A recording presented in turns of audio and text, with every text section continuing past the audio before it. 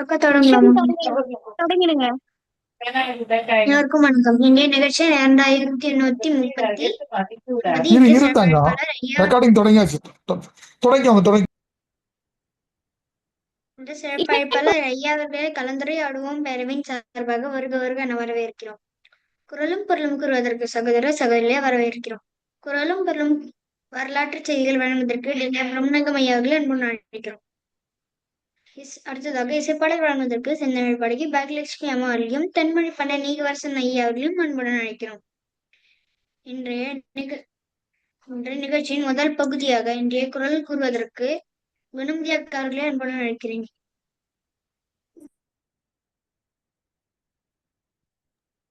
அழைத்ததற்கு நன்றி. அனைவருக்கும் வணக்கம். அதிகாரம் 97 மானம். இன்றியமைய சிறப்பநாயகம் குன்ற வருபவிடல் சீனும் சீரல செய்யாறு சீரோடு பேராண்மை வேண்டுபவர் பெருக்கத்து வேண்டும் பணியல் பெருக்கத்து வேண்டும் பணியல் சிறிய சுருக்கத்து வேண்டும் உயர்வு தலையை நிறந்த மயிரடியார் மாத நிலை இந்த கடை குன்றின் அணையாரும் குன்றுவ குன்றி அணைய செய்யும் புகழ்ந்தால் புத்தநாடு உயர்ந்தால் என்பற்றி கழப்பின் சென்றது ஒட்டார்பின் சென்றார் வாழ்ந்து அணைய கெட்டால் எனப்பட நன்று மருதமற்ற உணவும் வாழ்க்கை பிரதம் பிழை வந்த விடத்து. நன்றி. நன்றிங்கக்கா. அடுத்ததாக இசைப்பாடல் வழங்குவதற்கு தென்மொழி பண்ண நீகவரசன் ஐயா அவர்களை அன்புடன் அழைக்கிறேன்.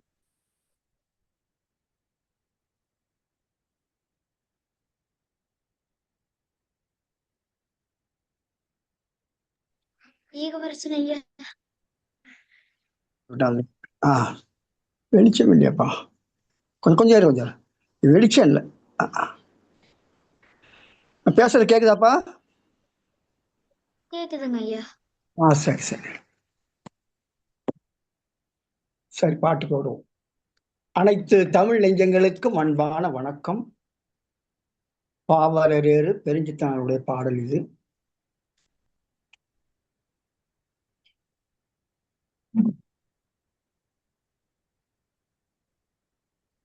எல்லாரும் மக்களுக்கு உழைக்கிறோம் என்கிறார், எல்லாரும் மக்களுக்கு உழைக்கிறோம் என்கிறார், எல்லாரும் உண்மையர் யாமே என்கின்றார், எல்லாரும் பிறரையே ஏற்பவர் என்கின்றார், எல்லாரும் தம் தொண்டே மெய்த்தொண்டு என்கின்றார். எந்த அளவுகோல் கொண்டே அளப்பது, எவரதை அளந்து எவருக்கு உரைப்பது, எந்த அளவுகோல் கொண்டே அளப்பது, எவரதை அளந்து எவருக்கு உரைப்பது. அனைவரும் தம்மையே அறிஞர் என்கிறார், அனைவரும் தம்மையே அறிஞர் என்கிறார், அனைவரும் தம்மையே ஆய்வாளர் என்கிறார், அனைவரும் தம்மையே நேர்மையர் என்கிறார், அனைவரும் தம்மையே அழுக்கிலார் என்கிறார். எந்த அளவுகோல் கொண்டே அளப்பது, எவரதை அளந்து எவருக்கு உரைப்பது, எந்த அளவுகோல் கொண்டே அளப்பது, எவரதை அளந்து எவருக்கு உரைப்பது.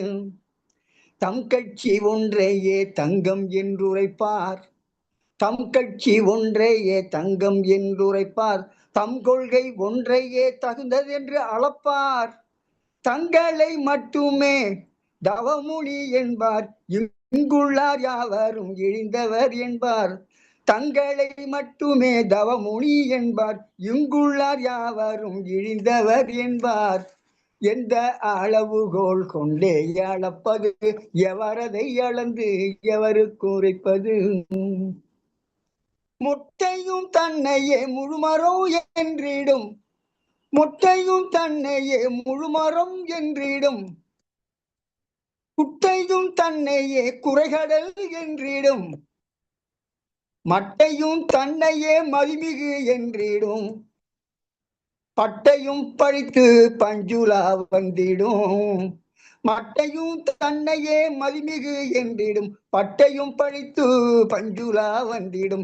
எந்த அளவுகோல் கொண்டே அளப்பது, எவரதை அளந்து எவருக்கு உரைப்பது, எந்த அளவுகோல் கொண்டே அளப்பது, எவரதை அளந்து எவருக்கு உரைப்பது. திருட்டில் வலுத்தவன் திருட்டை ஆகிறான், திருட்டில் வலுத்தவன் திருட்டை ஆகிறான், குருட்டு கண்ணனே குருடா என்கிறான், புரட்டனே பிறரை புழுகன் என்கின்றான், அரட்டை அடிப்பவன் அறிஞனாய் ஆகின்றான், புரட்டனே பிறரை புழுகன் என்கின்றான், அரட்டை அடிப்பவன் அறிஞனாய் திரிகிறான். எந்த அளவுகோல் கொண்டே அளப்பது, எவரதை அளந்து எவருக்கு உரைப்பது, எந்த அளவுகோல் கொண்டே அளப்பது, எவரதை அளந்து எவருக்கு உரைப்பது. நன்றிங்க தம்பி, நன்றி, வணக்கம். நன்றிங்க ஐயா. இத்துடன் முதலாம் பகுதி நிறைவடைகிறது. இரண்டாம் பகுதியை ஷாலினி அக்கார்களிடம் ஒப்படைக்கிறேன். நன்றி, வணக்கம். அழைத்ததற்கு நன்றி. அனைவருக்கும் வணக்கம்.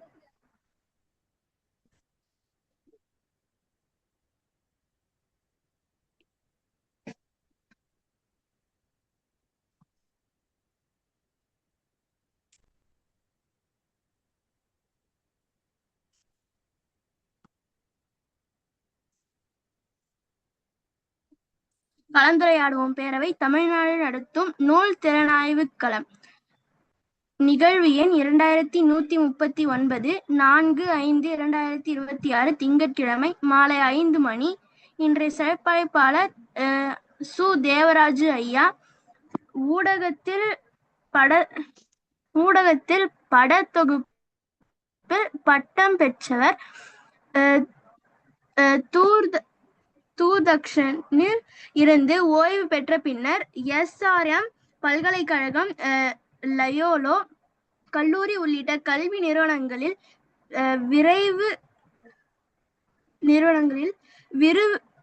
விரிவுரையாளராக பணியாற்றி இருக்கிறார்.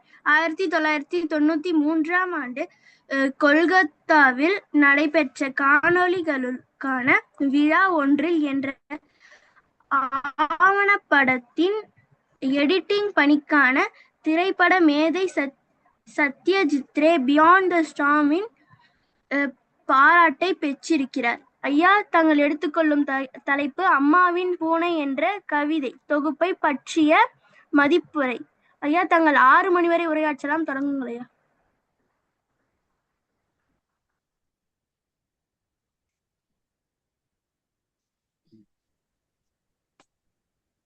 ஷாலினி குழந்தைக்கு ஒரு நன்றி.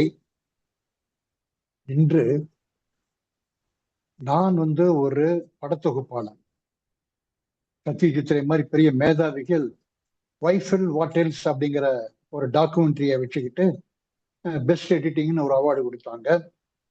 பியாண்ட் த ஸ்டார்ம்னு ஒரு டாக்குமெண்ட்ரிக்கு ஆல் ஓவர் த வேர்ல்டு 70 நாடுகள் கலந்து கொண்ட ஒரு போட்டியில் பெஸ்ட் எடிட்டிங்ன்ட்டு ஒரு அவார்டு கொடுத்தாங்க. இப்படி பேசிட்டு இருக்கும்போது நான் ஒரு சினிமாக்காரனுங்கிறது உங்களுக்கு நல்லா தெரிஞ்சிருச்சா?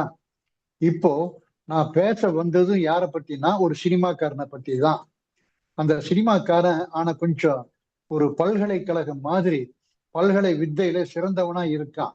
என்ன அப்படின்னு பாத்தீங்கன்னா, அந்த சினிமாக்காரன் ஒரு கவிஞன். அது எப்படி எழுதுவானா? எளிமையான வடிவில ஒரு கவிதைனா பிளைன் பொயிட்ரின்னு சொல்றாங்கல்ல, அதுலயும் வித்தகம். கதை சொல்லி ஒரு கவிதை எழுதுறானா, ஃபிக்ஷனல் பொயிட்ரி, அதுலயும் ஒரு வித்தகம். நெடுங்கவிதை தெரியுமா அவருக்கு? தெரியும். குறுங்கவிதை தெரியும். ஹைக்கூக்கு ஒண்ணு கொடுத்திருக்காரு. இப்படி வித்தியாசமான எளிய வலிய முறைகள் எல்லாம் கவிதையெல்லாம் கொடுத்து படிச்சு பாருங்க எங்ககிட்ட கொடுத்த பிறகுதான் தெரியுது அவர் கவிதை பயணத்தில் வெகு தூரம் கடந்து வந்து விட்டார் என்று. இப்பொழுது அவருடைய சினிமா கார்டு ஏன் சொன்னா, அவர் கவிதை உலகில best director, best cameraman, best sound recordist, best கதை சொல்லி, பெஸ்ட் உரையாடல் உணர்த்தும் ஒரு உன்னத கலைஞர். இப்படி பலதரப்பட்ட வழிகளிலே தன்னை நன்றாக எஸ்டாப்ளிஷ் சொல்லுவாங்க இல்லையா, நன்றாக வெளிப்படுத்தி கொண்டவன். உதாரணத்துக்கு கவிதையை பத்தி அவர் சொன்ன ஒரு வார்த்தையை நான் சொல்லணும்னு ஆசைப்படுறேன். என்னன்னா, மேக்ஸின்னு ஒரு பெரியவருங்க, வெளிநாட்டுக்காரர். அவர் சொல்றாரு, புரிவதில்லை கவிதை இருப்பதுதான் கவிதை அப்படிங்கிறாரு. அதை கேட்டுக்கிட்டு இவர் என்ன சொல்றாருன்னா, நல்ல கவிதை அப்படிங்கிறது என்ன தெரியுமா, நான் நினைக்கிறேன் உண்மையான கவிதைன்னா அதுக்கு என்ன உரை அப்படின்னு கேட்டா இவர்கிட்ட தான் கேட்கணும் போல இருக்கு. அந்த உண்மையான கவிதை அப்படின்னா எதை சொல்றாருன்னா, நல்ல கவிதை முதல் வரியில் தொடங்குவதும் இல்லை, கடைசி வரியில் முடிவதும் இல்லை. ஏன்னா உங்களை தூண்டி தூண்டி உணர்ச்சி குவிகளில் உங்களை சிக்க வைக்கிறதுன்னு சொல்றது இல்லையா, அந்த மாதிரி உணர்ச்சி ஓட்டத்துல நீங்க திக்கு முக்காடி இருக்கும் போது எப்படி நீங்க முதலா கடைசியான்னு எப்படி நீங்க சொல்ல முடியும்? ஒண்ணு இல்லைங்க, காதலன் காதலையும் இருக்கின்ற ஒரு ஒரு கூடல் வந்து அவளா அவனானா இருவரும் தான். அது மாதிரிதான் கவிதை அப்படிங்கிறது. அதுவும் நல்ல கவிதைங்கிறது முதல் வரியில் தொடங்குவதும் இல்லை, முடிவான வரியில் அது கடைசி வரியில் அது முடிவதும் இல்லை அப்படின்னு இப்படி சொல்லிட்டு இருக்கும் பொழுது நமக்கு வந்து ஒரு 1/2 hour கொடுத்துறதுனால நான் வந்து ஒரு டைரக்டா ஒரு இதுக்கு போயிடுறேன். எப்படின்னா, ஒரு அந்த கவிதையை தொடர்ந்து ஒண்ணு சொல்றேன். காபி குடிக்கிறேன்னு சொன்னாருங்க அதிரன், நம்ம கவிஞர் அதிரன். காபி குடிக்கும் போது ஒரு நிகழ்ச்சியை சொல்றாரு. என்னன்னா, காபி குடிக்கிறேன், புது மனம், புது சுவை, புது ருசி, இன்றைய காப்பியை ரசித்து குடிக்கிறேன், எப்படிடா இருக்கு அப்படின்னு ஒரு குரல் கேக்குது. யார் அப்படின்னு திரும்பி பார்க்கிறான், திகைச்சு போய் நிக்கிறான். ஏன்னா இப்படி எல்லாம் பாராட்டினது மனைவி கொடுத்த காஃபின்னு நினைச்சுக்கிட்டு. ஆனா அங்க எப்படிடா இருக்கு, இன்னைக்கு நான் தாண்டா காப்பி போட்டேன் அப்படின்னு அம்மாவின் குரல் கேட்குது. அப்பொழுது பக்கத்தில் திருமதி பதில் சொல்லாமல், அப்ப அங்க எழுதுறாரு பாருங்க, என்ன அழகான ஒரு டைரக்ஷன். திரு திரு திரு என்று அப்படியே புல் ஸ்டாப் வச்சு போறாரு. அதாவது திரு திருன்னு விழிச்சாலாம். ஒரு காஃபி தான் நிகழ்ச்சி, காஃபி குடிக்கிறதுக்கு இப்படி ஒரு நிகழ்ச்சி. இந்த கதை சொல்லி காட்சி சொல்லிட்டு நம்ம சொல்றோமே, இப்படி ஒரு காட்சி சொல்லில தான் அவர் வந்து சிறந்து விளங்குறாரு. இப்படி இன்னொரு இதுன்னு பார்த்தா, அப்படி காஃபி வந்து மனைவி தரல அம்மான்னு சொல்லணும்னு அவங்க எல்லாம் போன பிறகு ஒரு நடுக்கிற மாதிரி அப்படியே கொஞ்சம் விரக்தியா இருக்கான். அப்போ அவன் குடிச்ச அந்த காஃபியில வந்து அந்த டம்ளர் கீழே விழுந்துருது. அந்த விழுந்த நிகழ்ச்சி தானே நாம பார்ப்போம். ஆனா அவன் தான் கவிஞனாச்சே, அத கவிதை துணுக்கோடத்தானே சேர்த்தி நமக்கு தருவான். அந்த கவிதை எப்படி இருந்தது அப்படின்னா, கை நழுவிய கோப்பையிலிருந்து சிதறிய காப்பி தரையில் வரைந்து காட்டுகிறது. என்ன வரையுது? தரையில் வரைந்து காட்டுகிறது கவித்துவமான ஓவியம். ஒன்றை ரசித்து கொண்டே குடிக்கிறேன் இன்னொரு காப்பின்ட்டு. ஏன்னா கவிமயமான அந்த ஓவியமா அந்த காஃபி இருக்கிறதுனால அது ரசிச்சுட்டே குடிக்கிறாராம். இப்படி தாய் தந்த ஒரு காஃபிக்கும் தவறி கீழே விழுந்த ஒரு காஃபிக்கும் ஒரு சீன் போடுற அளவுக்கு காட்சி சொல்லியாக இருக்கும் ஒரு நயமிக்க கவிஞன் தான் நம்ம அதிரன். இப்படி பார்த்தா இன்னொரு இடம் சொல்றேன் பாருங்க. அதுவும் அவர் ஒரு நாய்க்குட்டி வளர்த்தாரு. அந்த நாய்க்குட்டி வந்து ரொம்ப நன்றியோட இருந்துதான் அவருடைய வாலாட்டிக்கிட்டு. இதுதான் நிகழ்ச்சி. இது எப்படி எழுதுறாருன்னா, எப்போதோ இட்ட ஒரு ரொட்டி துண்டுக்காக பார்க்கும் போதெல்லாம் வாலாட்டி கொண்டிருக்கிறது ஒரு நாய்.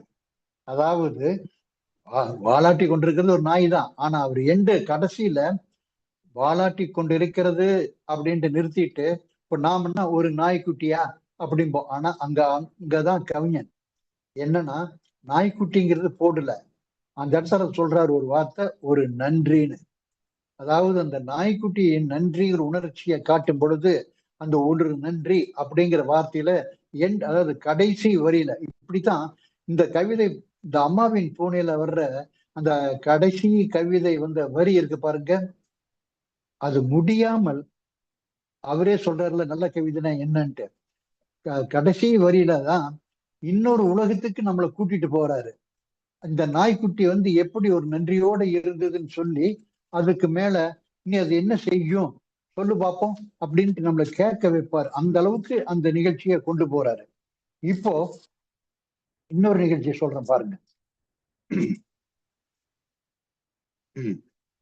குறுங்கவிதைகள்ன்ட்டு நம்ம முதல்ல சொன்னோம் இல்லையா அவர் எழுதியிருக்கிறாருன்னு. இப்ப நானு அவர்கிட்ட பெர்மிஷன் வாங்கிட்டு என்னோட ஆசிரியர் என்னோட குருவுக்கு வந்து ஒரு வணக்கம் சொல்லணும். அத அவருடைய வரியிலே சொல்றேன் பாருங்களேன். என் கைப்பிடித்து தலையெழுத்தின் முதல் எழுத்தை எழுத வைத்தவனே. யாருங்க? ஆசிரியர் தானே. என் கைப்பிடித்து தலையெழுத்தின் முதல் எழுத்தை எழுத வைத்தவனே, உனக்கு என் முதல் வணக்கம் அப்படிங்கிற நான் சொல்லிட்டேன் அவர்கிட்ட ஓசி.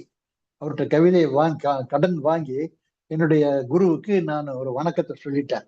இப்போ வழியெங்கும் சிதறி கிடக்குது பூக்கள். இது என்னடா இப்படி கிடக்குது, இது என்ன நமக்கு சொல்லுது, இதனுடைய கண்ணோட்டம் என்ன அப்படின்ட்டு நானே எனக்குள்ள கேட்டுக்கிறேன். அப்போ சொல்லுது பாருங்க, அந்த வழியிலே வழியெங்கும் மரணித்து கிடக்கும் பூக்கள் சொல்கின்றன. அந்த பூக்களே மரணித்து நிக்குதான். அந்த வழியில் மரண ஊர்வலம் ஒன்று சென்றிருப்பதாக. எப்படி அந்த வார்த்தைகளை எப்படி சேர்த்திருக்காரு பாருங்க. பூக்கள் சொரிகின்றன சொல்லிடலாம் இல்லையா? அப்படி சொல்லல. வழியெங்கும் மரணித்து கிடக்கும் பூக்கள் சொல்கின்றன, அந்த வழியில் மரண ஊர்வலம் ஒன்று சென்றிருப்பதாக. இப்படி குடிச்சது ஒரு 2 லைன் தான். அந்த லைன்ல என்ன செய்யலாம் அப்படிங்கிறத அவர் சிந்திச்சு அந்த கடைசி வரியிலே ஒரு சொட்டுன்னு சொல்றோம் இல்ல, அது மாதிரி ஒரு இன்பத்தை நமக்கு தர்றதுல அந்த ஆள் ஒரு மன்னன். இப்போ ஒருத்தனுக்கு எல்லாருமே நாம வாழ்த்துவோம் ஃப்ரெண்ட. ஏய் குட் ஈவினிங், குட் மார்னிங்கிறது, ஆல் தி பெஸ்டா, ஹாப்பி நியூ இயர் இதெல்லாம் சொல்லியிருப்பான்ல. இவர் சொல்ற ஒரு காதல் வாழ்த்த பாருங்க. தூசி படிந்த என் கார் கண்ணாடியில் அம்பு துளைத்த இதயம் வரைந்து காதலர் தினம் கொண்டாடியது. ஏதோ ஒரு கப்பிள்ஸ் அந்த காதலர் தினம் கொண்டாடியதை பார்த்துட்டு இவனுக்கு அழிக்கவே மனம் வரவில்லையா. ஏன்? அப்படியே விட்டு விட்டேன். அதோட நின்னானா கூட ஒரு வரி சேர்த்துறாரு பாருங்க. அழிக்கவே மனம் வரவில்லை, அப்படியே விட்டு விட்டேன், கை கூடட்டும். அதாவது அவனுடைய அந்த காருக்கு கண்ணாடியில யார் இருந்தாங்களோ அந்த காதலர்கள் கை கூடட்டும், அவன் காதலாவது. போட்டல அந்த டிராயிங்கு தானே அழிஞ்சுது, ஆனா அவனுடைய காதல் அழியக்கூடாது. அதுக்கு ஒரு வாழ்த்து சொல்றான். இப்போ இப்படி ஒரு காதல் வாழ்த்து சொல்றாரா. இன்னொன்னு பாருங்க. இப்போ நான் அவரை ஒரு சவுண்ட் ரெக்கார்டிஸ்ட்னு சொன்னேன் இல்லையா, அதுக்கு வந்து ஒரு உதாரணம் பாருங்க. ஒரு பொண்ணு வந்தா, யாருமே இல்ல, ஒரு சைலண்டா இருந்தது. அந்த பஸ் ஸ்டாப்ல நிக்கிறான். ஒரு மின்சார கம்பம் இருக்கு அதுக்கு பக்கத்துல. இவன் போய் நிக்கிறான். யாரு? அவன் நினைக்கிறான் இவன் காதலன்ட்டு.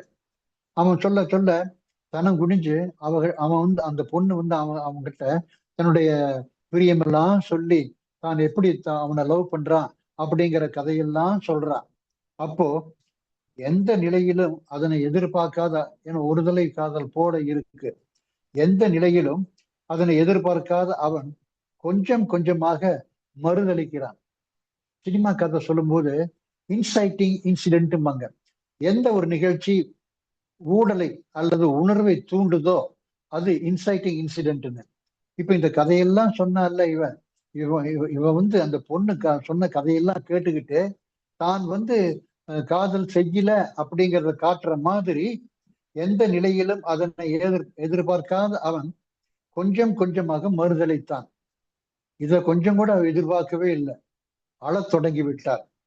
ஆறுதல் சொல்ல வந்தவனை போக சொல்லிவிட்டு வெகு நேரம் விசும்பிக் கொண்டிருந்தார். இதுவரையில் எல்லாமே அதிரனுடைய கவிதை. ஆனால் இங்க அந்த கடைசி வரியில் முடிவதும் இல்லைன்னு சொன்னார்ல, அங்க ஒரு சவுண்ட் ரெக்கார்டிஸ்ட் இருக்காருன்னு நான் சொன்னேன்ல. இப்ப காட்டுறேன் பாருங்க அந்த சவுண்ட் ரெக்கார்டிஸ்ட் வேலைய அதிரன் எப்படி செய்யறாருன்னு. இன்றைக்கும் ஏதாவது ஒரு மின்சார கம்பத்தை கடக்கும் போதெல்லாம் ஒரு விசும்பல் ஒளி கேட்டுக்கொண்டே இருக்கிறது அவனுக்கு மட்டும். இப்ப ஒரு சவுண்ட் ரெக்கார்டிஸ்ட் தானே. வந்த காதல ஒதுக்கி விட்டுட்டு இப்ப வந்து வருத்தப்படுறானா. அது எப்படி? ஒரு மின்சார கம்பத்துக்கு பக்கத்துல தானே அவன் நின்றுட்டு இருந்தா. இப்போ அந்த மின்சார கம்பம் மாதிரி ஏதாவது ஒரு கம்பத்தை பார்த்தானா அவனுக்கு அந்த அவளுடைய விசிபிள் ஒளியே கேக்குதான். இப்படி ஒரு நல்ல ஒரு காதல் ரெக்கார்டிஸ்ட் அப்படிங்கிறத இவருக்கு தான் செலெக்ஷனே பண்ணணும். அப்போ இன்னொரு ஒரு லவ் சீன் சொல்றான் பாருங்க. ஒரு பொண்ணை பார்த்தாலும் தினைக்கும் அவனுக்கு கல்யாணம் ஆயிடுச்சு. அவன் ஒரு வழியில ஒரு பொண்ணை பார்த்தா ரொம்ப லைக் பண்றான். அந்த நேரம் பார்த்தா மழை வரணும், மழை வருது.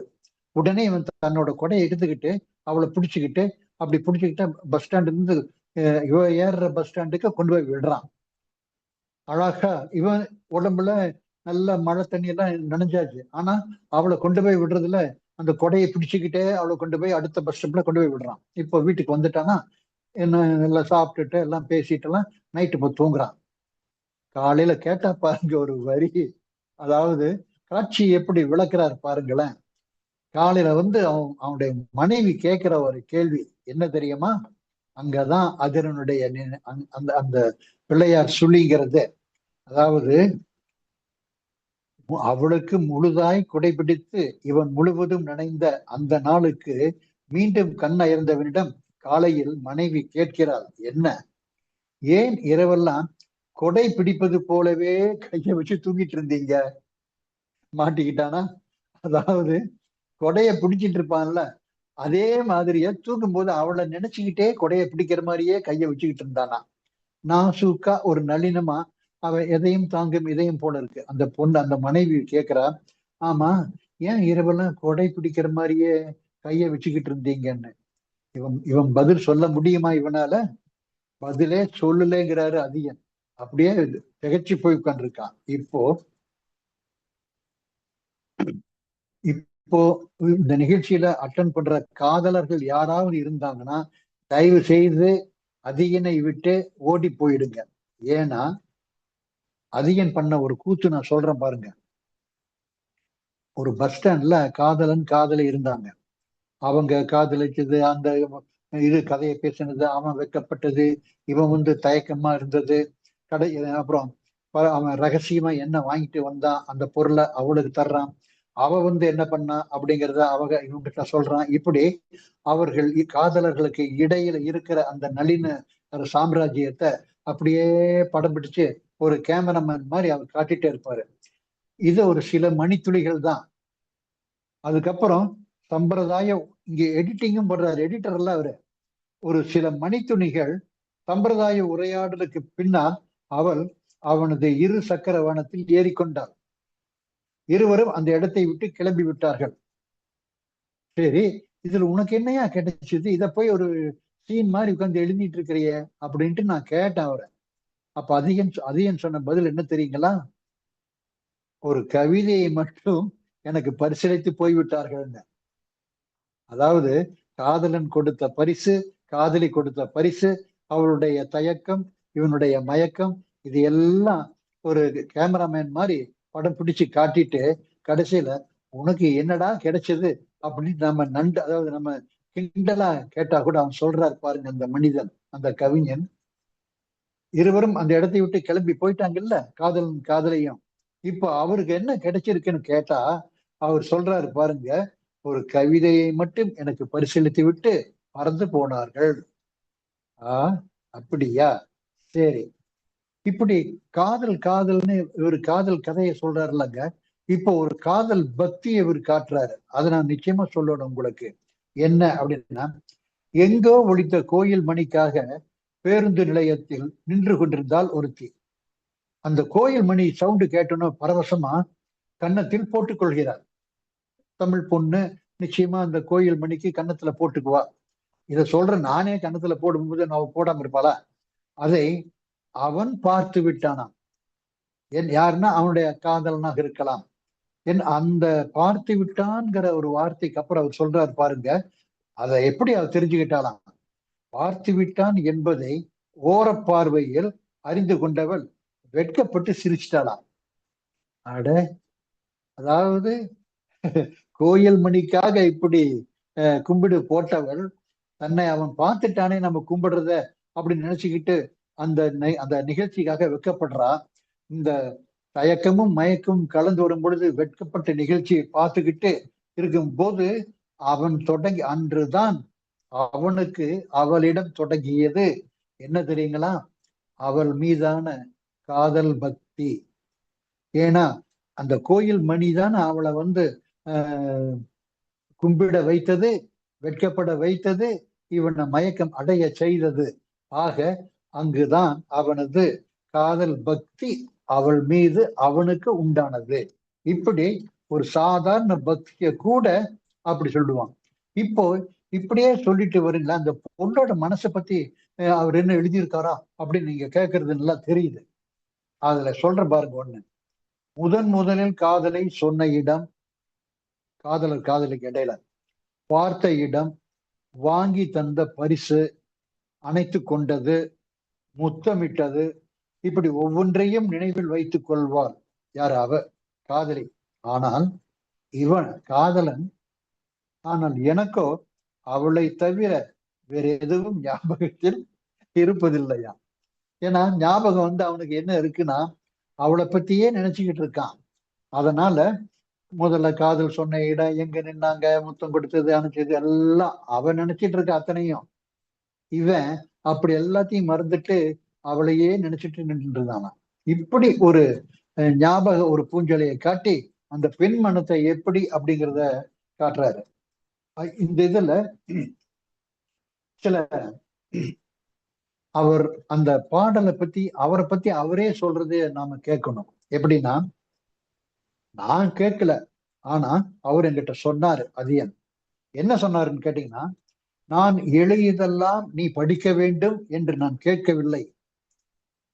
ஆனா யார ஒய்ஃபு கிட்ட சொல்றாரு, நான் எழுதியதெல்லாம் நீ படிக்க வேண்டும் என்று நான் கேட்கவில்லை, ஆனால் நான் எழுதியதை மட்டும் படித்து விட்டு நீயா எழுதியது, இத்தனையும் நீயா எழுதுன அப்படிங்கிற கேள்வியை மட்டும் என்கிட்ட கேட்டு தொலைக்காத அப்படின்னு சொல்றாரு. எப்படி ஒரு சின்ன ஈகோ அந்த மனசுக்குள்ளேயே ஒட்டி இருக்கும் போது அழகா அதை படம் பிடிச்சு காட்டுறாரு. இதோட சில வார்த்தை விளையாட்டு கூட அவர் செய்வார். எப்படின்னா, அந்த நான் கேட்கவில்லைன்னு சொன்ன பிறகு அந்த வார்த்தை விளையாட்டையும் நான் இங்க சொல்றேன் பாருங்களேன். என்னன்னா, பார்த்திருக்கலாம், பார்த்திருந்தால், கேட்டு இருக்கலாம். நம்ம கண்ணதாசன் கூட இருவர் உள்ளத்துல நதி எங்கே போகிறது கடலை தேடி, நாளெங்கே நிலவெங்கே போகிறது மலரை தேடி, இப்படி எங்கே எங்கன்னு கேள்வி மன்னனா கண்ணதாசன் இருப்பதை நம்ம பல பாடல்கள் கேட்கலாம். இங்க இவர் பாருங்க, இவர் ஒரு கேள்வி மன்னன் தான். எப்படின்னா, பார்த்திருக்கலாம், பார்த்திருந்தால், கேட்டு இருக்கலாம், கேட்டு இருந்தால் சொல்லி இருக்கலாம். சரி, சொல்லி இருந்தால், இப்படி கேள்வி கேட்டு அவன் மனசுல, அதிகன் மனசுல ஒரு மௌனம் வருது இல்லையா? ஏனோ மௌனித்த மனம் அதுக்கப்புறம் என்ன செஞ்சதுன்னா, பிறகு எதையும் பார்க்கவும் கேட்கவும் சொல்லவும் இல்லை. கிளைமேக்ஸ் எப்படி முடிச்சாரு பாருங்க. பார்க்கலாமா, பார்க்கலாம், கேட்கலாமா, கேட்கலாமா, இதெல்லாம் சொல்லிட்டு வரும்போது கடைசியில மௌனித்த மனம் பிறகு எதையும் பார்க்கவும் இல்லை, கேட்கவும் இல்லை, சொல்லவும் இல்லை அப்படின்னு இறுதியிலே ஒரு அணுகுண்டுன்னு சொல்றாங்கல்ல, அந்த மாதிரி இப்படி ஒரு கவிதையை சொல்லி எப்படி அலைபாயும் மனத்தை அவர் காட்டுறாருன்னு பாருங்க. அப்புறம் காதலன் காதலி, என்னடா இது ஒரே காதலாவே சொல்லிட்டு போறேன்னா இல்ல, ஒரு 1/2 எனக்கு டைம் கொடுத்ததுனால கொஞ்சம் அப்படியே ஒதுங்கி நின்ற அதுல கேட்டதெல்லாம் சொல்றேன். எப்படின்னா, ஒரு நினைத்திட நினைத்திட நீண்ட இரவும் பாரு கண்ணதாசன். அதாவது அந்த இருவர்களுக்கு இடையே நட்பு ஏற்பட்ட பிறகு அதை நினைச்சு பார்த்தா இரவு நினைத்திட நினைத்திட நீண்ட இரவான். இவர் சொல்றாரு பாருங்க, அதியன், பேசியவை யாவும் பேசியும் கேட்டவை யாவும் கேட்டும் தொடர்ந்த நீர் மௌனத்தின் கடை பொழுதில் மெல்ல அவள் கரம் பற்றினேன், இன்னும் அடங்காத நடுக்கம் அவள் உடல் எங்கும், தாளாது ஆற தழுவுகிறேன், வந்து தவழ்கின்றன, அவளுடைய உடலோ இல்ல, வந்து தவழ்கின்றன ஒரு ஜோடி. அது என்ன ஜோடி? கிளைமேக்ஸுக்கு வர்றாரு இல்லையா, என்ன ஜோடினா அதுதான் கண்ணீர் துளிகள். அப்படியே மயக்கத்திலையும் ஒரு அக மகிழ்ச்சியோட அவ சொல்ற அந்த கண்ணீர் துளிகள் இப்பொழுது என் தோள்களிலே தொடங்கியது. இப்போ தூங்க முடியுமா அவனால? அதனால் இன்னொரு நீல் இரவு. கிளைமேக்ஸ்ல ஒரு வெடிகுண்டு போடுற மாதிரி சொல்லுவேன்னு சொன்னேன்ல, அதுதான் இது. அப்புறம் பேசிட்டே இருக்கும் போது அவளுடைய இதுல வந்து ஒரு சின்ன செல்ல தட்டிட்டு, ஏன்னா அவனுடைய உயிராச்சு, அவ ஒரு தட்டிட்டு போறானா. அதையும் ஒரு கவிதையை எப்படி தர்றாரு பாருங்க. அதையும் கடந்து செல்கையில் வீணையின் தந்தை என ஒரு விரலால் மீட்டி சென்றான். அந்த மாதிரி மீட்டி சென்றானா. என்ன ஒரு விரலால எதை செஞ்சான்? ஒரு விரலால் மீட்டி சென்றான் அவள் உதட்டை. ஆனா என்ன ஆச்சு தெரியுமா? எண்டுல என்னையா ஆச்சு? அவளுடைய அந்த உதட்டுல ஒரு தட்டு செல்லமா தட்டினான் இல்ல, அப்ப என்ன ஆச்சுன்னா, வெகு நேரம் அதிர்ந்து கொண்டிருந்தது அவளது உயிர். உயிரோடு விளையாடும் உத்தமனை அதிசயனுடைய ரூபத்தில் நீங்க பாக்குறீங்கள இங்க. இப்படி உயிரோடு விளையாடும் ஒரு கவிஞன் அவன். அதோட இங்கதான் அந்த பாசம் இதுக்கெல்லாம் ஒரு முத்திரை பதிக்க வந்திருக்காரு. தந்தையர் தின கவிதைகள்ட்டு அவர் சொல்றாருங்க. எனக்கு ரொம்ப மனசு வந்து அப்படியே ஒரு அழாம அழுது, ஒரு நாள் பூரா அழுதுட்டேன். அதுக்கு என்ன அவரு எழுதினார்னா, அம்மாவின் அன்பை அவள் பாலூட்டும் போதே புரிந்து கொள்கிறோம். நிச்சயமா எல்லாருக்கும் இருக்கிற எக்ஸ்பீரியன்ஸ் அது. அம்மாவின் அன்பை அவள் பாலூட்டும் போதே புரிந்து கொள்ளும் நாம், ஏனோ அப்பாவின் அன்பை அவருக்கு பால் ஊற்றும் வரை புரிந்து கொள்வதே இல்லை. அதாவது அப்பாவை யார் கவனிச்சாங்க அப்படிங்கும் போது, கடைசியா அந்த மரணம் எல்லாம் அடைந்து அந்த மரண படுக்கையில் படுத்துட்டு இருக்கும் போது பெற்ற மகன் வந்து அரிசி போடுறது, பால் சொந்தது, பன்னீர் வாயில தெளிக்கிறதெல்லாம் இருக்குல்ல, அப்பதான் நம்ம அந்த, அதாவது பால் ஊட்டும் தாயை எப்பவுமே புரிஞ்சுக்கிட்ட நாம தந்தையை புரிஞ்சுக்காம அந்த மரண படுக்கையில் இருக்கும் போதுதான் அந்த பால், அப்பொழுது அவருக்கு பால் ஊற்றும் வரை புரிந்து கொள்வதே இல்லை அப்படின்ட்டு எப்படி ஒரு மனசை வந்து அவர் அப்படியே இது பண்றாரு. அப்புறம் இங்க மறுபடியும் நான் ஒரு கவிஞர் கண்ணதாசனையே கூப்பிடுறேன். என்னன்னா, ஒரு சாந்தி நிலைன்னு ஒரு படங்க, அதுல ஒரு பாட்டு இருக்கு. கடவுள் ஒரு நாள் உலகை காண தனியே வந்தானாம், கண்ணில் கண்ட மனிதரை எல்லாம் நலமா என்றானாம், ஒரு மனிதன் வாழ்க்கை இனிமை என்றான், இன்னொரு மனிதன் வாழ்க்கை கொடுமை என்றான். சரித்து அதை பார்த்த கடவுள் என்னன்னா சிரிச்சுக்கிட்டே வெளியே போயிட்டானாம். போகும்போது ஒரு பஸ் ஸ்டாப்ல நின்று இருக்கானுங்க கடவுள். அங்க என்ன ஆச்சுன்னா, தள்ளாடி சாலையை கடக்க முயன்ற ஒரு மூத்த குடிமகனுக்காக நிறுத்தி பிறகு மெல்ல பஸ் வந்து ஊர்ந்து போகுதான். தள்ளாடி வர்றான் ஒரு குடிகாரன், அவன் மேல மோதக்கூடாதுன்னு ஒரு அந்த பஸ்ஸை மெல்ல நிதானமா நிறுத்தி ஓட்டுறானா. அப்ப வந்து ஒரு கொடுமைன்னு ஒரு இனிமைன்னு சொன்ன இதே மக்களுக்கு இடையில தன்னோட வாரிசு கடவுள் இன்னொரு கடவுளை வந்து எப்படி பார்த்தான் அப்படிங்கிறத ஒரு மூத்த குடிமகனுக்காக நிறுத்தி பின் ஊர்ந்து செல்கிறது ஒரு பேருந்து, ஒரு ஓட்டுநர் அப்ப கடவுளுக்கே ஒரு இது வருது சந்தேகம். இந்த ஓட்டுநர் ஒரு கடவுளை தாண்டா இருக்கணும், நம்ம வாரிசு தான் அப்படின்னு ஒரு கடவுளை காதலிக்கும் ஒரு நிகழ்ச்சியை அதையன் அரியன் வந்து இங்கு ஒரு அழகாக காட்டுகின்றார். இப்படி இன்னும், அதாவது அவரு செலக்ட் பண்ணா இன்னும் இருக்கு. இப்போ கடவுளை பத்தி சொன்னேன்ல, இப்போ உண்மையிலேயே ஒரு கடவுள் பத்தி சொல்றாரு பாருங்க அரியன். என்னன்னா, வரிசையாக அடுக்கி வைத்திருந்த பிள்ளையார் சிலைகளில் விரல் சுட்டி மகள் கேட்டால் ஒன்றை பேரம் பேசி வாங்கி அவள் கையில் கொடுத்தாச்சு. அப்ப வந்து அப்ப நான் அந்த பிள்ளையார் சிலையை நான் பார்க்கும்போது அத்தனை பெருமிதம் பிள்ளையார் முகத்தில். இப்போ பிள்ளையார் ஆக்ஷன் பாருங்க, நான் வந்து ஆக்ஷன் பண்றேன், அதுக்கு ரியாக்ஷன் வந்து பிள்ளையார். அத்தனை பெருமிதம் பிள்ளையார் முகம். என்னடா ரியாக்ஷன் தருவார் பிள்ளையார்னு பார்த்தா ஒரு பெருமிதத்தை காட்டுறாரு. 2 நாட்கள் வீட்டில் பூஜைங்க.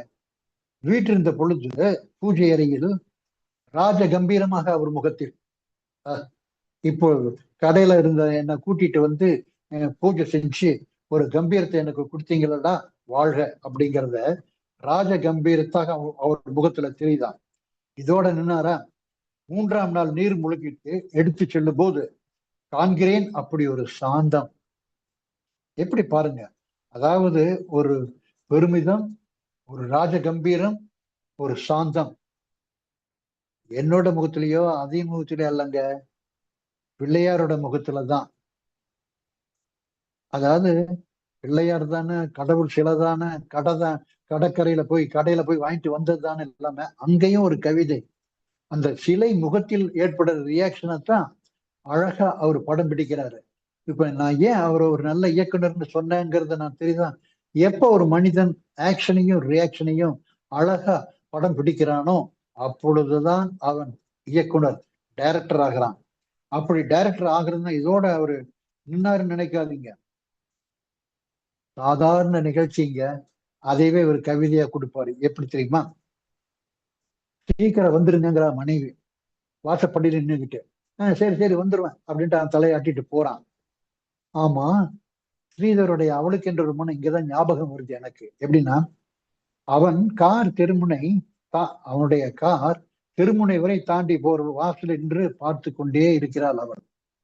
ஆமா, இவ எதுக்கடா பார்த்துக்கிட்டே இருக்காரு, இதே போய் இவரு அதிரன் இதை போய் எழுதுறாரு, என்ன முடிப்பாரு அப்படின்னு ஒரு யோசனை பண்ணி பார்த்தா, அவள் சீக்கிரம் வர சொன்னது அரிதாய் போன அருகாமையும் கதகதப்பையும் அன்பாய் சில வார்த்தைகளையும் அரவணைப்பையும் மீண்டும் அடைவதற்காகத்தான்.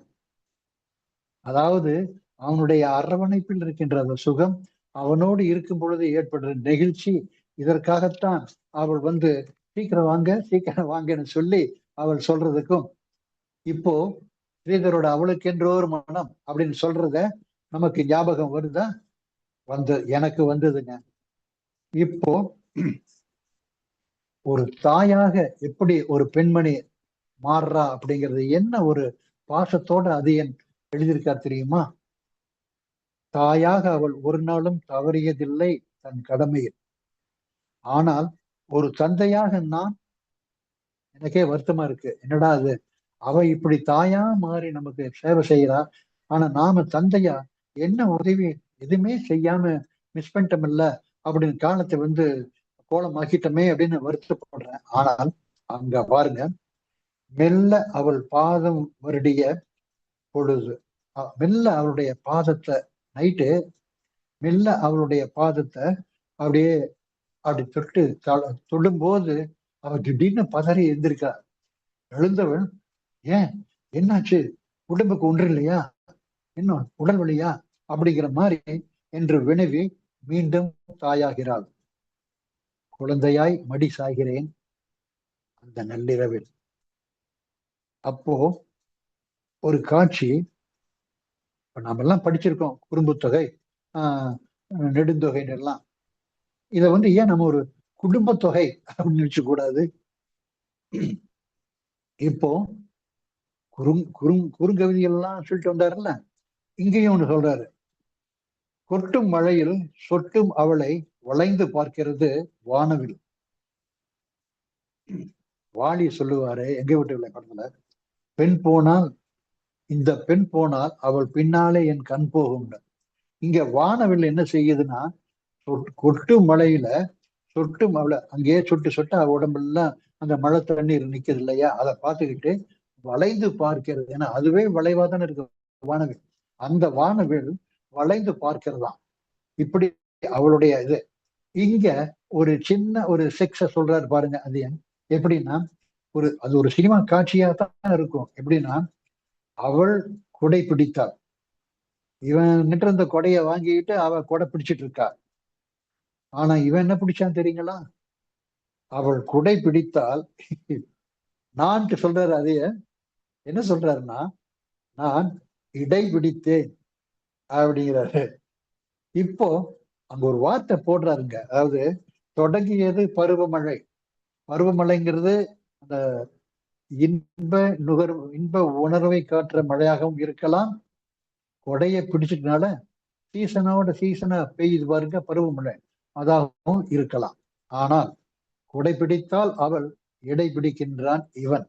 அதனாலதான் பருவமழை வந்ததுன்ட்டு அங்க காட்டுறாரு. குறுந்தொகை, அதாவது ஒரு குறுங்கவிதைக்காக சொல்ற இது. அவரை பாருங்க. இன்னொன்னு,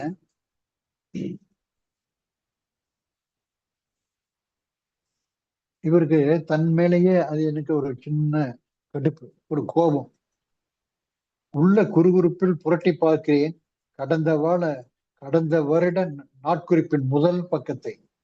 நான் டெய்லி எந்த கார்டு இருக்குல்லையே நாட்குறிப்பு, அதை புரட்டி பார்க்கும்போது பளிச்சிடுகின்றன எனக்கு நான் எழுதி கொண்ட 10 கட்டளைகள். ரொம்ப நல்ல ஆத்மா போல இருக்கு. 10 கட்டளைகள் எழுதியிருக்காரு. ஆனா அங்க ஒரு அணுகுண்ட தூக்கி போடுறாரு பாருங்க. என்னன்னா, ஒன்றையேனும் நான் கடைபிடித்திருந்தால் ஒரு அடியாவது நான் உயர்ந்திருப்பேன்ல அப்படின்னு தன்னைத்தானே நொந்திக்கிறான். இதத்தான் கண்ணதாசன் ஒரு வரியில சொல்லுவாரு, தன்னை அறிந்தால் உண்மையில் இன்பம் அப்படின்ட்டு. அதுதான் எல்லா ஆன்மீகமும் சொல்லுது. உன்னை அறிந்தால் ஊரே உன்னை மெச்சின்ட்டாங்கிறாங்கல்ல.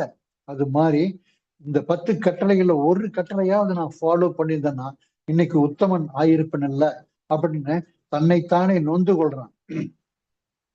இப்போ இங்க எல்லா இளைஞர்களுக்கும் ஒரு சவுக்கடி தர்றாரு நம்ம அதிகம்.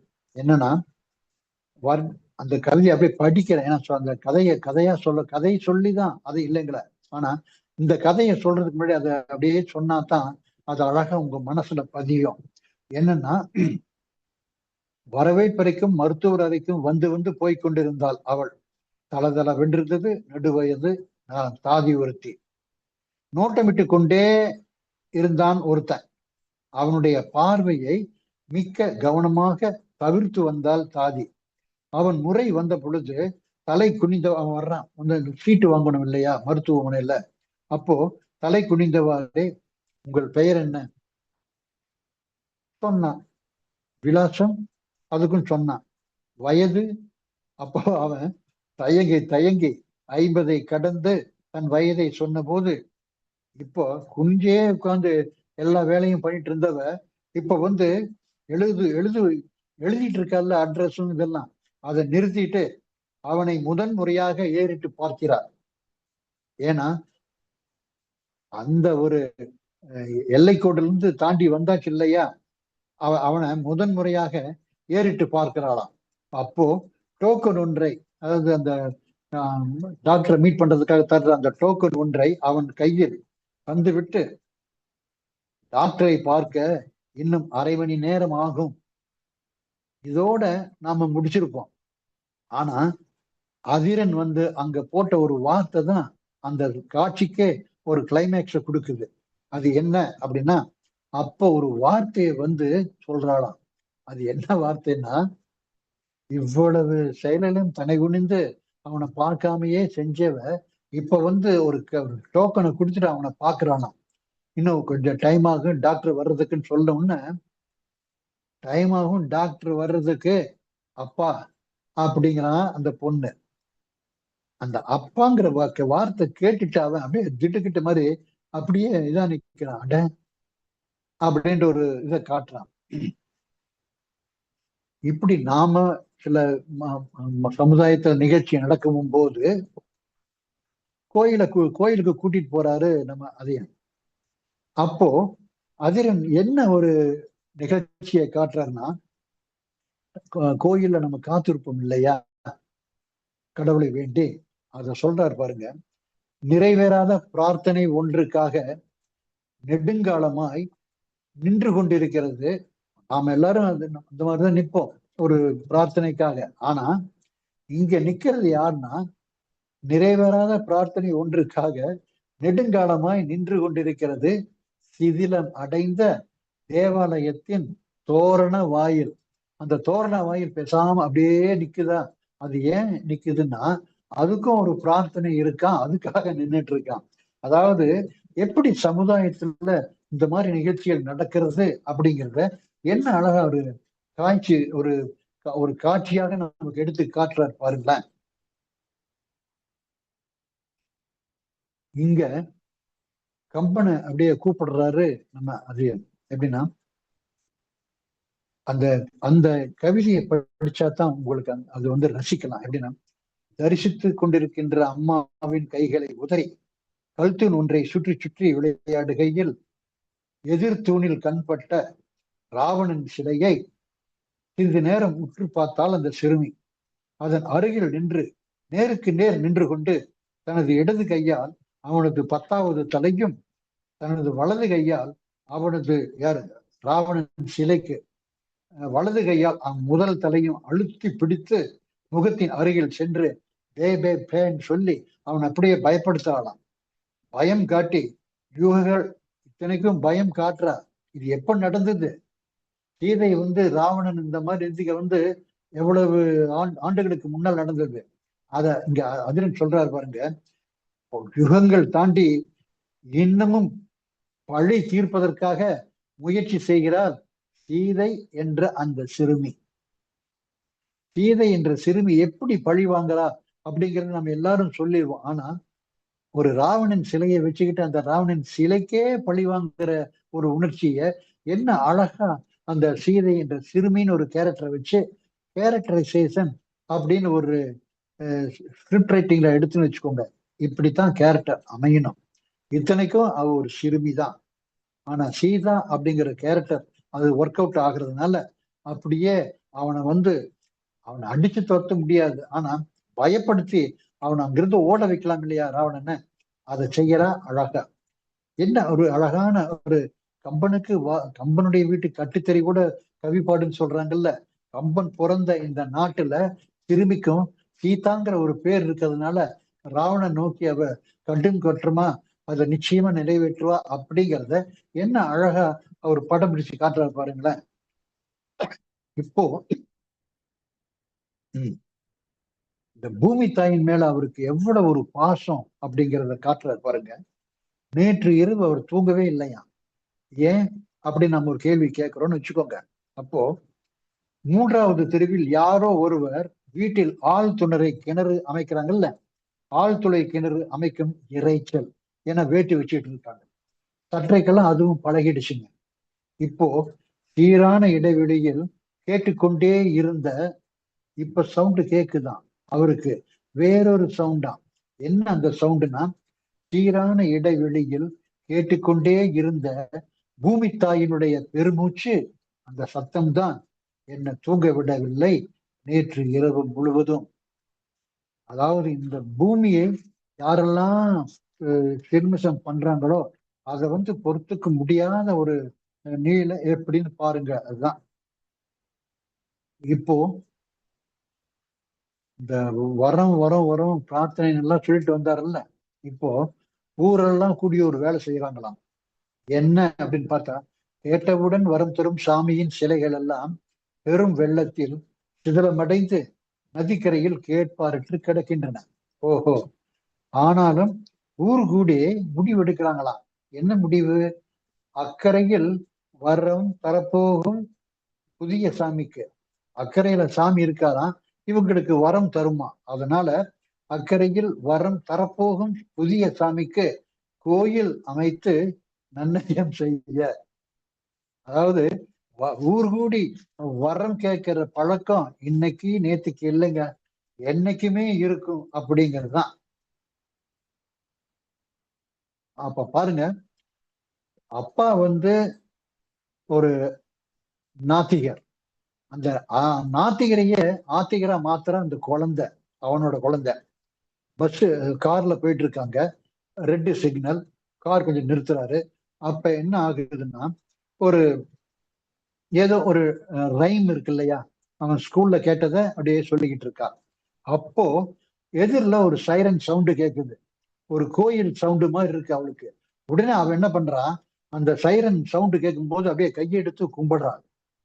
அப்ப அப்பாவுக்கு ஒரு சின்ன அதிசயம், என்னடா அது ரைம சொல்லிட்டு இருந்தா இப்ப கையெடுத்து கும்பிட்டு இருக்காளே ஏன்னு கேட்கும் பொழுது அவன் சொல்றா, அமைதியானவள் இருகரம் கூப்பி தொழத் தொடங்கினால் காரணம் கேட்ட பொழுது பள்ளியில் சொல்லி தந்ததாக கூறுகிறார்.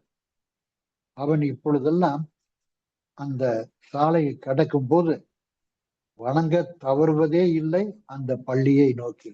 எப்படி நாத்திகனா மாறினது எப்படின்ட்டு. இப்போ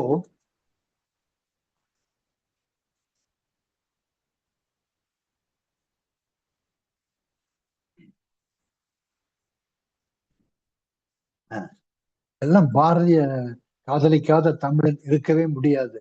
ஏன்னா மகாகவி நம்ம கூட நமக்காக பாடியவன் இல்லையா? அதையும் வச்சு அதன் எழுதியிருக்காரு. எப்படின்னா, ஒய்ஃபு கிட்ட போய், என்னடே நீ பாரதியின் செல்லம்மான் அப்படின்னு பெருமை கொள், பாரதியின் செல்லம்மான்னு நீ உன்னை நினைச்சுக்கோ அப்படிங்கிறான். அதோட நின்னானா, அதாவது கொஞ்சம் ஐஸ் வைக்கிற மாதிரி அவன் சொன்னான். ஆனா ஒரு அர்த்தமுள்ள ஐஸ் அவன் வச்சு வைக்கணும் இல்லையா? அர்த்தத்தை மீறின மாதிரி கொஞ்சம் எல்லை கோட்டை தாண்டினா பாருங்க. அதுக்கு அவ சொன்னா பாருங்க ஒரு வேட்டு. எப்படின்னா, பெருமை கொள்ளடி என்று நீ பாரதியின் செல்லம்மாள் என்றான். அதற்கு அவள், உண்மையை சொல்லு, நீ பாரதியா? திருப்பி அவ கேட்கிறா, டேய் உண்மையை சொல்லு, நீ பாரதியா? இவனுக்கு செல்லம்மான்னு ஏண்டா சொன்னு சொல்லி போட்டு அவனுக்கு எங்கோ வலிச்சுதான். அதாவது பாராட்டுறது கொஞ்சம் கரெக்டா பாராட்டணும் இல்லையா?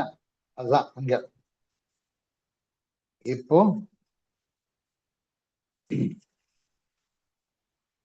அதாவது ஒரு பழைய வீட்டுல அம்மா இறந்துட்டாங்க, அதனால புது வீட்டுக்கு வர்றான். ஆனாலும் அந்த பழைய வீட்டை நினைச்சாவே அம்மாவோட இருமல் சத்தம் இருக்கு இல்லையா, அது இவனு கேக்குதான்.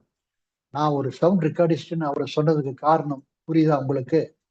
தாயை நினைக்கும் பொழுது அந்த சாவுக்கு முன்னால் தாயினுடைய அந்த கமரல், அந்த அந்த மருந்து சாப்பிட்டு கமரல் தர்றா பாருங்க, அந்த ஒளிதான் எனக்கு கேட்டுக்கிட்டே நினைவுபடுத்திக்கிட்டே இருந்தது அப்படின்னு சொல்லுனான். இதுக்கு ஒரு இமயமலை மாதிரி ஒரு கவிதையை சொல்றாரு. அவன் போட்டிருக்கிறது பூ போட்ட சட்டைங்க.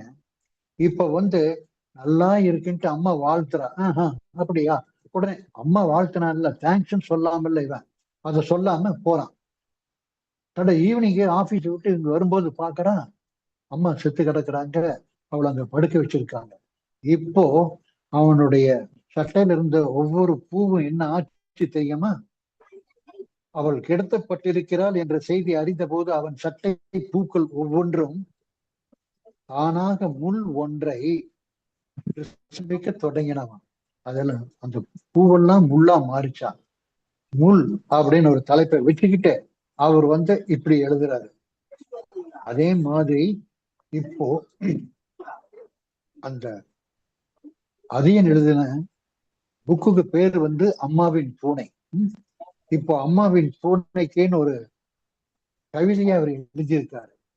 அது என்ன அப்படின்னுங்கிறத படிச்சே காட்டுறேன் பாருங்க.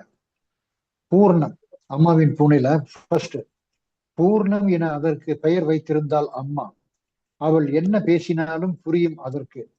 அதுபோல் அம்மாவிற்கு அதன் மியாவுகள், மியான்னு சொல்லுதல் அதுக்கு அர்த்தம் தெரியுமா அம்மாவுக்கு? ஒரு மியாவில் புரிந்துவிடும் அதற்கு என்ன வேண்டும் என. சில நேரம் பசி, சில நேரம் ஸ்பரிசம், டச்சு. பூர்ணத்துக்கு நாங்கள் எல்லாம் ஒரு பொருட்டல்ல. அந்த பூனைக்கு அம்மா வீட்டில் இல்லை என்றால் ஒவ்வொரு அறையாக பார்த்துவிட்டு அடுப்படியில் முடங்கிவிடும். சில நாட்களாக அதை காணவில்லை. 2 நாட்களுக்கு மேல் பூர்ணத்தை காணவில்லை என்றால் வாடி விடும் அம்மாவின் முகம். எப்படி ஒரு ஃப்ரெண்ட்ஷிப் பாருங்க 2 பேருக்கு கடையில. 10 நாட்கள் கழித்து பூர்ணம் மீண்டும் வந்தது வீட்டிற்குள். முகம் வாடி இருக்கு, உடல் மெலிந்து உருக்குலைந்து கிடக்குது. ஏதோ சாப்பாட்டுக்கு தாளம் போட்டிருக்கும் போல தெரியுது. அங்க அம்மாவை கண்டதும் முகம் நோக்கி நீண்ட நேரம் இடைவிடாது மியாவ் மியாவுன்னு புலம்புது. அந்த மியாவோட அந்த சத்தத்துக்கு ஒரு அர்த்தம் அம்மாவுக்கு தானே தெரியும். அதன் வழி, ஆனால் அதன் வழி புரிந்தது அம்மா. ஒண்ணு இல்லடா செல்லம், யாரு குழந்தை கிட்ட கொஞ்சம் மாதிரியே அந்த பூனை கிட்ட, ஒண்ணு என்னடா செல்லம், எல்லாம் சரியாயிடும் என்று அதனுடைய தலையை அப்படியே வருடி தர்றார். தாய் பாசம், தாயினுடைய அந்த செயல் நம்மளை எல்லாமே இதுதான் அதுல.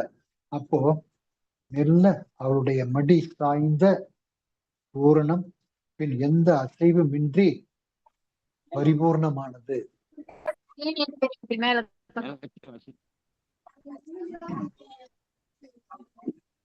இதுதாங்க அவர் அம்மாவின் பூனை அப்படிங்கிறதுல சொல்றாரு.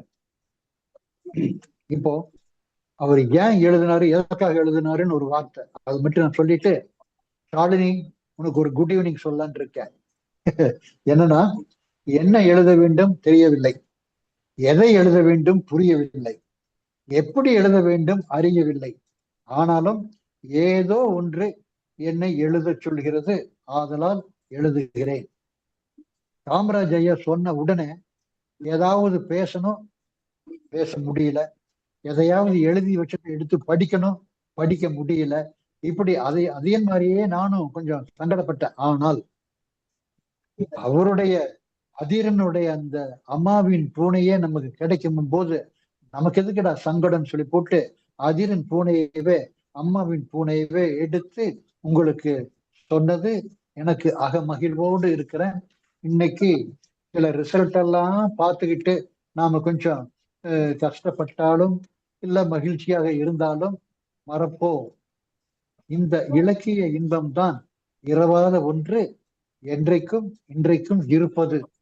அதனால அந்த இலக்கியத்திலோட நாம அழகா இருக்கும் போது, ஒரு குழந்தைக்கு எப்படா அம்மா பேசுவேன்னா, ஒரு குழந்தை அழுதுகிட்டே இருந்தாலும் அந்த அம்மா என்ன சொன்னாலும் தெரியாது. ஆனா அந்த குழந்தை அந்த பாட்டி கிட்ட அப்படியே அடங்கி அமைதி ஆயிடுச்சான். அவன் சொல்றார் பாருங்க, அதே தெய்வங்கள் பேசிக்கொள்ளும் வார்த்தைகளுக்கு மொழியும் அர்த்தமும் தேவையில்லை போல இருக்கிறது. காலினி, இப்ப டைம் முடிஞ்சிருச்சா இல்ல இருக்கா? ஐயா முடிஞ்சிருச்சுங்க ஐயா. ஐயா நீங்க பேசுறத பேசுங்க. பேசலாமா? பேசுறதுல பேசுங்க ஐயா. சரி, ஓகே, பேசுறேன். இப்போ சாலையோரத்துல கண்ணாடி சாமான்கள்லாம் வச்சிருக்கானுங்க அந்த வியாபாரி. ஒவ்வொரு கண்ணாடியா விற்கொண்டு ஆசை. அவனும் பாக்குற அன்னைக்கு ஈவினிங் வரையில அதை விற்கவே இல்லை. ஆனால் இதுதான் நிகழ்ச்சி. இத நமக்கு எப்படி சொல்றாருன்னா, கதை சொல்லி அதிரன் அங்க எப்படி ஒரு கருத்து சொல்லியாக மாறுறாரு அப்படிங்கிறது தான் நாம் அங்க காண வேண்டியது. என்ன அப்படின்னா, இன்றும் அப்படித்தான், ஒன்று கூட விற்பனை ஆகவில்லை. அந்தி சாய்ந்ததும் ஒவ்வொன்றாக எடுத்து வைத்துக் கொண்டிருந்தவனின் வழியையும் வறுமையையும் கடைசி வரை எந்த ஒரு கண்ணாடியும் பிரதிபலிப்பதாய் இல்லை. இன்னைக்கு நேத்திக்கு வந்தவங்களும் இன்னைக்கு வர்றவங்களும் நாளைக்கு வரப்போறவங்களும் தெரிஞ்சுக்கிட்ட ஒரே ஒரு இதுன்னு தெரியுங்களா, அவர்களுடைய ஆட்சி கண்ணாடியில் ஏழைகளுடைய வழியும் வறுமையும் கண்டு அதை போக்குவதுதான் குறிக்கோள் அப்படிங்கிறத வச்சுக்கோணும். அதுதான் வாழ்க்கையில் ஆட்சியாளர்களுக்கு பிம்பமாக தெரிவது என்று அதையும் ஒரு அழகா ஒரு கவிதை மாதிரி கொடுத்திருக்காரு அவரு. இப்போ ஒரு சிலைய பார்க்கணும் அப்படின்னு சொல்லி போட்டு அம்மாவை தொந்தரவு பண்றா அந்த குழந்தை. சரின்னு அம்மாவும் ஒரு சிலையை பார்க்கறது கூட்டிட்டு போறா. அந்த சிலை ஒரு ரொம்ப லெவல் உயர்ந்து இருக்கு. அந்த குழந்தை கேட்கிறாளாம், அம்மா அந்த அந்த அரசன் இவ்வளவு உயரமானவனா அப்படின்னு. அதெல்லாம் உயரம் எல்லாம் இல்லடே, சாதாரண எல்லா மனுஷனுக்கு இருக்கிற உயரம் தான். அவனுடைய பராக்கிரமம் அவனுடைய வீரம் இருக்குல்ல, அதை காட்டுறதுக்காகத்தான் இப்படி ரொம்ப ஹைலைட்டா அவங்க அதை அமைச்சிருக்காங்க அப்படின்னு சொல்லும் போது, ஓஹோ அப்படியா அப்படின்னு நடந்து விடுறாங்களாம்.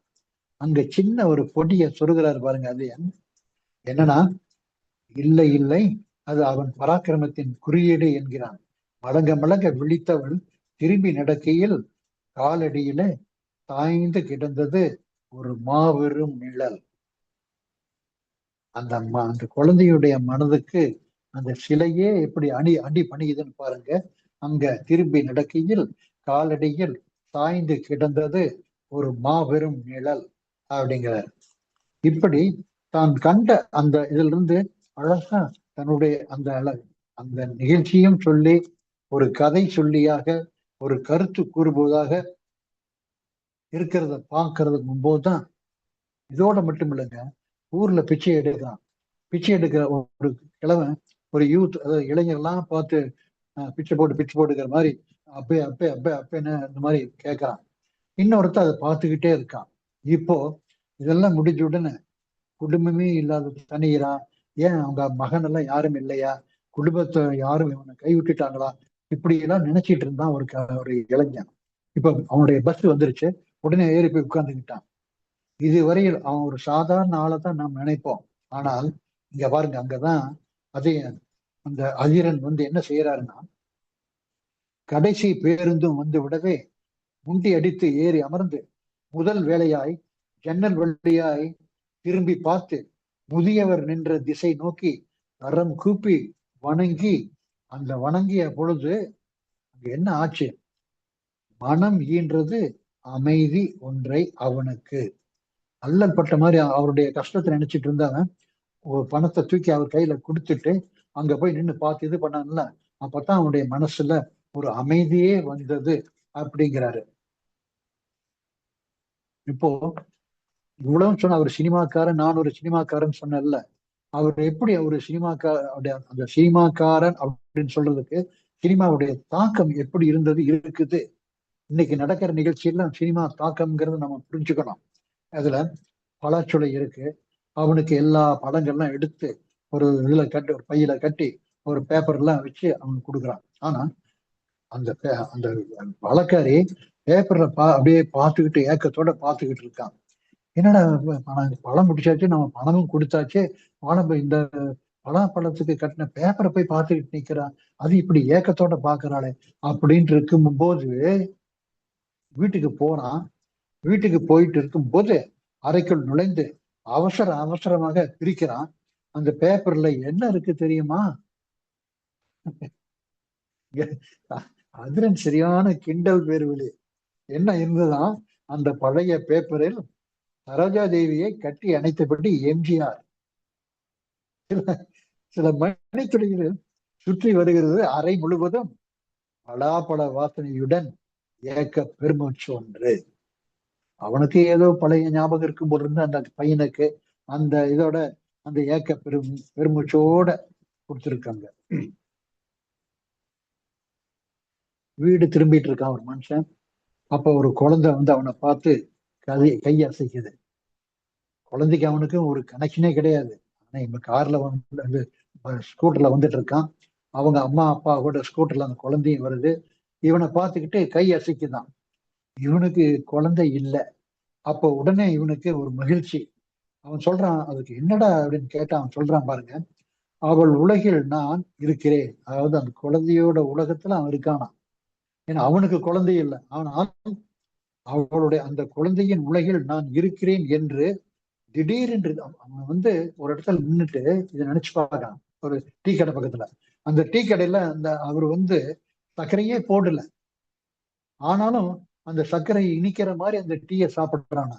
ஏன்னா அந்த குழந்தையை திடீர்னு கொடுத்தது பாருங்க, கை அசைச்சு, அதுதான் அவனை சித்திக்க வைத்தது.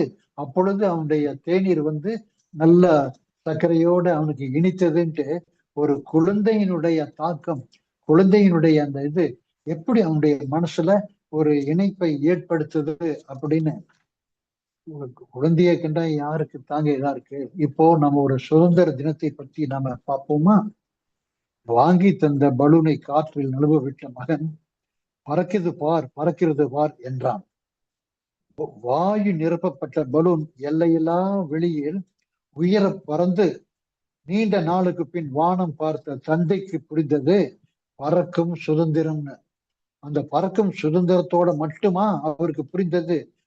நீண்ட நாளுக்கு பின் வானம் பார்த்த அந்த பலூன் என்ன ஆகுதுன்னா, தந்தைக்கு புரிந்தது பறக்கும் சுதந்திரமும் பறக்க விட்ட சுதந்திரமும். சின்ன ஒரு வார்த்தையிலே அவளுக்கு சுழிச்சு விட்டு ஒரு இலக்கிய இன்பம் தர்றது அப்படிங்கிறது தான் ஒரு கவிஞனின் ஒரு கடமை, கவிஞனுடைய ஒரு வெற்றி அப்படிங்கிறது தான். இப்போ ஒரு கதாசியாக, ஒரு கதை சொல்லியாக, ஒரு காட்சி வெளிப்படுத்துவதாக, ஒரு கேமராமேனாக, அங்கங்க கொஞ்சம் கட் பண்ணிக்கிட்டு ஒரு எடிட்டராக, இப்படி கலை நுணுக்கங்களை தெரிந்த ஒரு திரை வல்லுநராக, ஒரு இயக்குனராக, ஒரு சினிமா முடிவில் ஒரு சினிமாக்காரராக அந்த அந்த அதிரன் இருப்பது. ஏன்னா மனசுல ஒரு அதிர்ச்சி ஏற்படுத்தி அவர் பேரே அதிரன் சொல்லாம ஒரு அதிசயத்தை தந்த அதிசயன் அப்படிங்கிற மாதிரியே எனக்கு தோணுது. அந்த அதிரன் இப்படி ஒரு சினிமாக்காரனாக இருந்து ஒரு சினிமாக்காரனையே அவனை விமர்சனம் பண்ண வச்ச ஒரு அருமை. அதற்கு ஒரு நன்றி. ஜனநாயகம் பத்தி பேசுங்க அப்படின்னு சொல்லி ஒரு திருக்குறள் காமராஜ் என்னை கேட்கிறாரு. அண்ணா இப்ப எலெக்ஷன் எல்லாம் நடக்குதுன்னா அந்த ரிசல்ட் எல்லாம் தெரிஞ்சு அன்னைக்கு ஈவினிங் நம்ம ஜனநாயகம் பத்தி பேசினா நல்லா இருக்காது. ஓரிரு மாதம் எனக்கு டைம் கொடுங்க, டெஃபினட்டா நான் ஜனநாயகம் பத்தி பேசுறேன். இப்ப ஒரு சாதாரண ஒரு இலக்கியம், ஆனா அதை இன்பமாக இமயத்தில் நம்மளை ஏத்தி வைக்கிறத நம்ம பார்க்கலாம். நாம இருக்கிறது செயின்ட் தாமஸ் மவுண்ட் மாதிரி. இங்க அது இமயத்துல ஏத்துமா? இமயத்துல இலக்கிய இன்பமா ஏத்துது. அது மாதிரி ஒரு புக் இருக்கு. என்ன புக்கு அப்படின்னு அட நம்ம பாசறையில அவர் பேசியிருக்காரு, அதிரன் தான். அட நம்ம ஓசூர் அதிரனா? ஆமாங்க, அவரோட புக்கு தான் அம்மாவின் பூனை. அந்த அம்மாவின் பூனை கொடுத்து அதை அழகா அடியே அரவணைச்சு இது கொடுத்ததுக்கு முதலில் நான் சொல்லுவது திருக்குறள் காமராசுக்கு 1330 நன்றிகள்.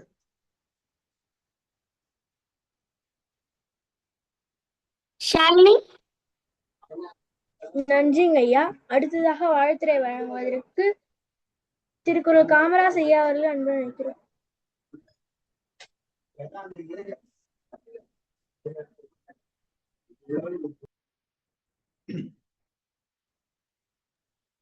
காமராஜர் ஐயா.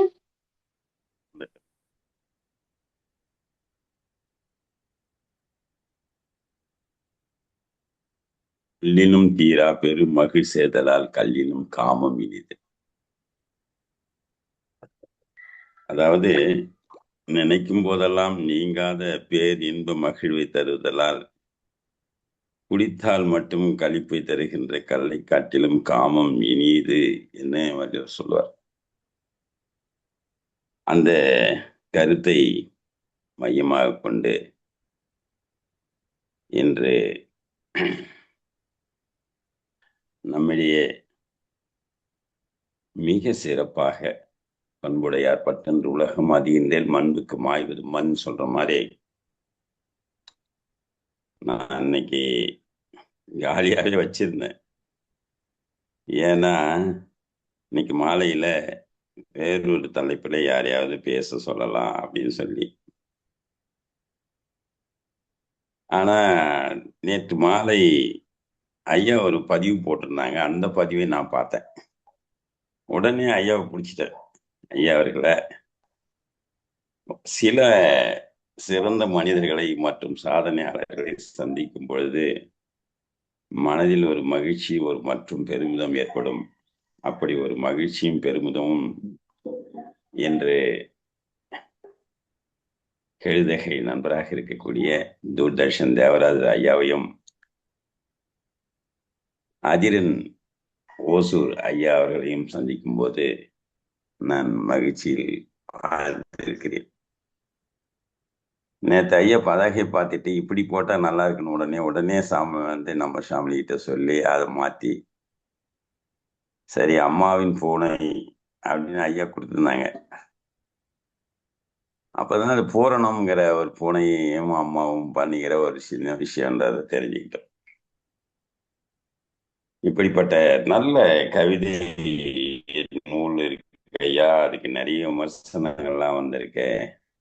அதை நான் படிக்கட்டுமான்னு கேட்கும்போது படிச்சு உள்வாங்கி அதை திரும்ப எங்களுக்கு சுருக்கமா சொல்ல முடியுங்க அப்படின்னு கேட்கும்போது விரிவாவே ஐயா சொன்னாங்க. அதிரன் எழுதிய கவிதை தொகுப்பான அம்மாவின் பூனை. இந்த கவிதை தொகுப்பில் உள்ள பூனை பற்றிய சில தகவல்களை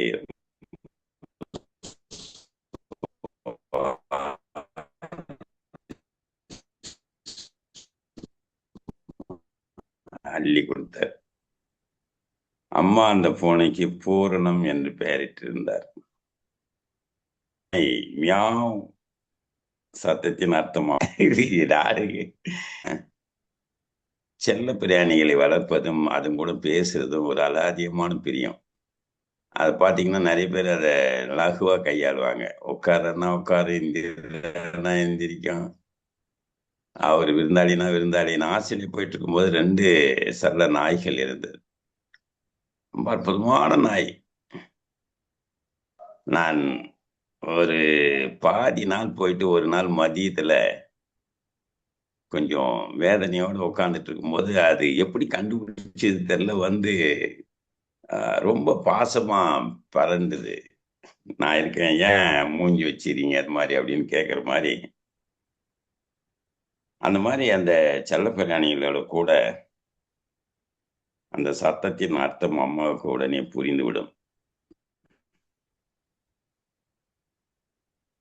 சில நேரங்களில் பூரணம் வந்து பசியோடு இருக்கும்போது மழையில் நனைந்தபடி தண்ணீரில் நக்கும் குளிக்கும்.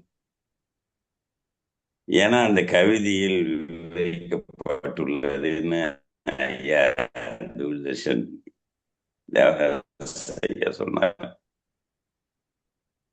அதிரனின்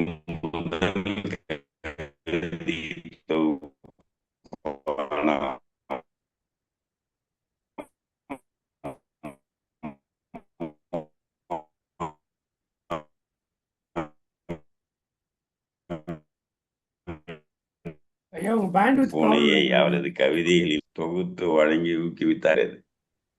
அவர்கள் இடையிலேயே இப்ப நல்லா கரெக்டா கேக்குதா? இப்ப கேக்குதா? சரி. இப்படி நடுவிலே ஸ்ரீதர் ஐயாவையும் எம்ஜிஆரையும் சரோஜி தேவையும் இணைச்சு அவருக்கே உண்டான பாத்தீங்களா சில உதாரணங்கள்லாம் சொல்லி, இதுல நீங்க யாராவது காதலிச்சிருந்தாலும் காதலித்து கொண்டிருந்தாலும் அதிரனை விட்டு ஓடி விடுங்கள் அப்படின்னு சொல்லிட்டு பயமுறுத்துறாரு. இப்படி தேவதாஸ் அவர்கள் நம்மளை எல்லாம் சின்ன வயசு கேட்டுன்னு போயிட்டு நாங்கள் குடையை மட்டும்தான் பிடித்தோம், ஆனால் இலையை பிடிக்க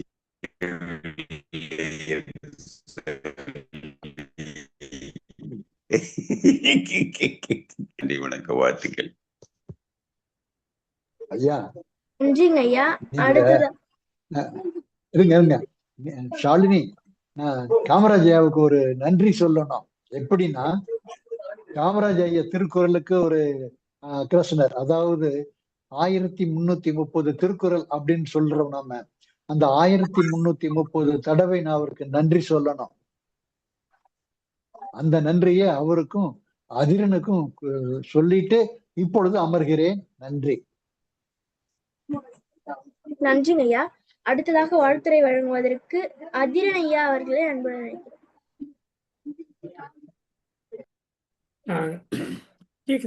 கேக்குதாமா நான் பேசுறது? அதிரன் ஐயா வந்து ஏற்புரைன்னு சொல்லுமா, வாழ்த்துரை கிடையாது. அதுதான் நூலாசிரியர். பரவாயில்ல. சரியா? சின்ன குழந்தை, அவளுக்கு தெரியாது. பரவாயில்லையா, அது ஒன்றும் தப்பே இல்லை.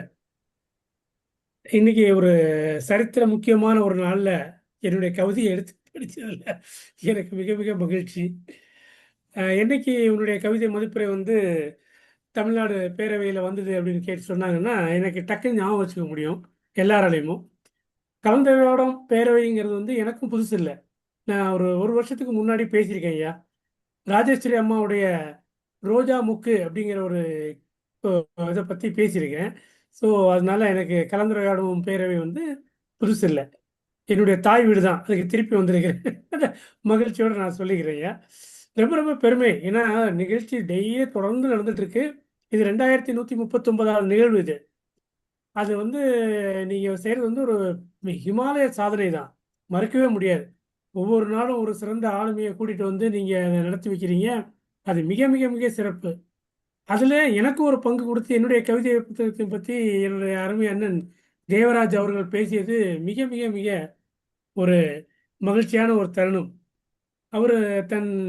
அவர் ஒரு எடிட்டர் என்பதனாலும் சினிமா துறையை சார்ந்தவர் என்பதனாலும் அதில் இருக்கக்கூடிய காட்சி அமைப்புகள் நான் காட்சிப்படுத்தியிருப்பதை அவர் மிக நயத்துடன் எடுத்து சொல்லியிருக்கிறார்.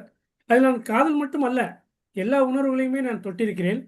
அவருக்கு என்னமோ 50லும் ஆசை வரணும் காதல் பாட்டுகளை மட்டும் எடுத்துக்கொண்டார். தவறு ஒன்றுமில்லை, தவறு ஒன்றுமில்லை.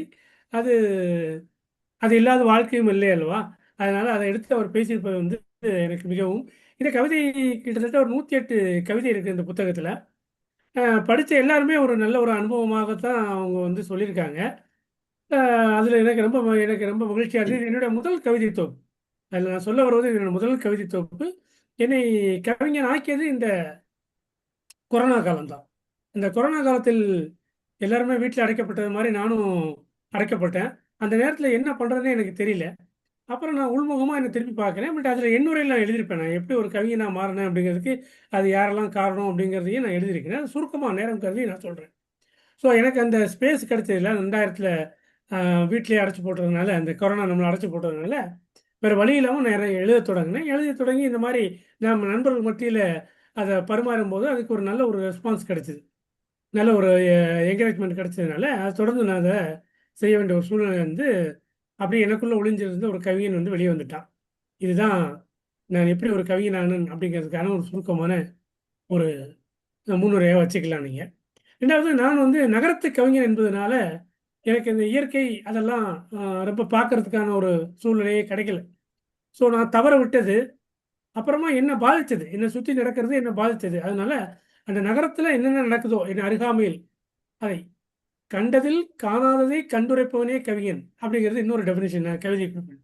கண்டதில் காணாததை கண்டுரைப்பவனே கவிஞன். அப்படிதான் நான் பார்க்குறேன். எல்லாருமே நம்ம பார்த்துட்டு போகிறோம், ஆனால் ஒரு கவிஞனுக்கு மட்டும்தான் அதுக்குள்ளே இருக்கக்கூடிய அந்த அழகியல் வந்து தெரியும். அப்படி இது வந்து ஒரு மேஜிக் தான். இது நான் எப்படி இருந்தேன் என்ன கேட்டால் என்னாலே சொல்ல முடியாது. முழுக்க ஒரு மேஜிக். என் கண் முன்னால் நடந்த நிகழ்வுகளில் இருக்கக்கூடிய கவிதைகளையும் என்னை பாதித்த நிகழ்வுகளில் இருக்கக்கூடிய ஒரு கவிதைத்தன்மையும் ஒரு கவிதையாக்க நான் முயற்சியிருக்கிறேன். கடவுளின் அருளாலும் இது இயற்கையின் அருளாலும் அது ஒரு கவிதை தன்மையில் வந்திருக்கிறது. இந்த அண்ணன் தேவராஜ் போன்றவர்கள் அதை எடுத்து சொல்லும் பொழுது மிகவும் மனதுக்கு நெகிழ்ச்சியாகவும் பெருமையாகவும் இருக்கிறது. ஸோ காலத்தின் அருமை கருதி இத்துடன் எனது ஏற்புரை நான் முடித்துக் கொள்கிறேன். ஏதாவது கேள்வி கேட்க வேண்டும் என்றால் குழந்தைகள் என்னிடம் கேட்கலாம், நான் அதற்கான பதிலை சொல்ல தயாராக இருக்கிறேன். நன்றி ஐயா, நன்றி நன்றி நன்றி.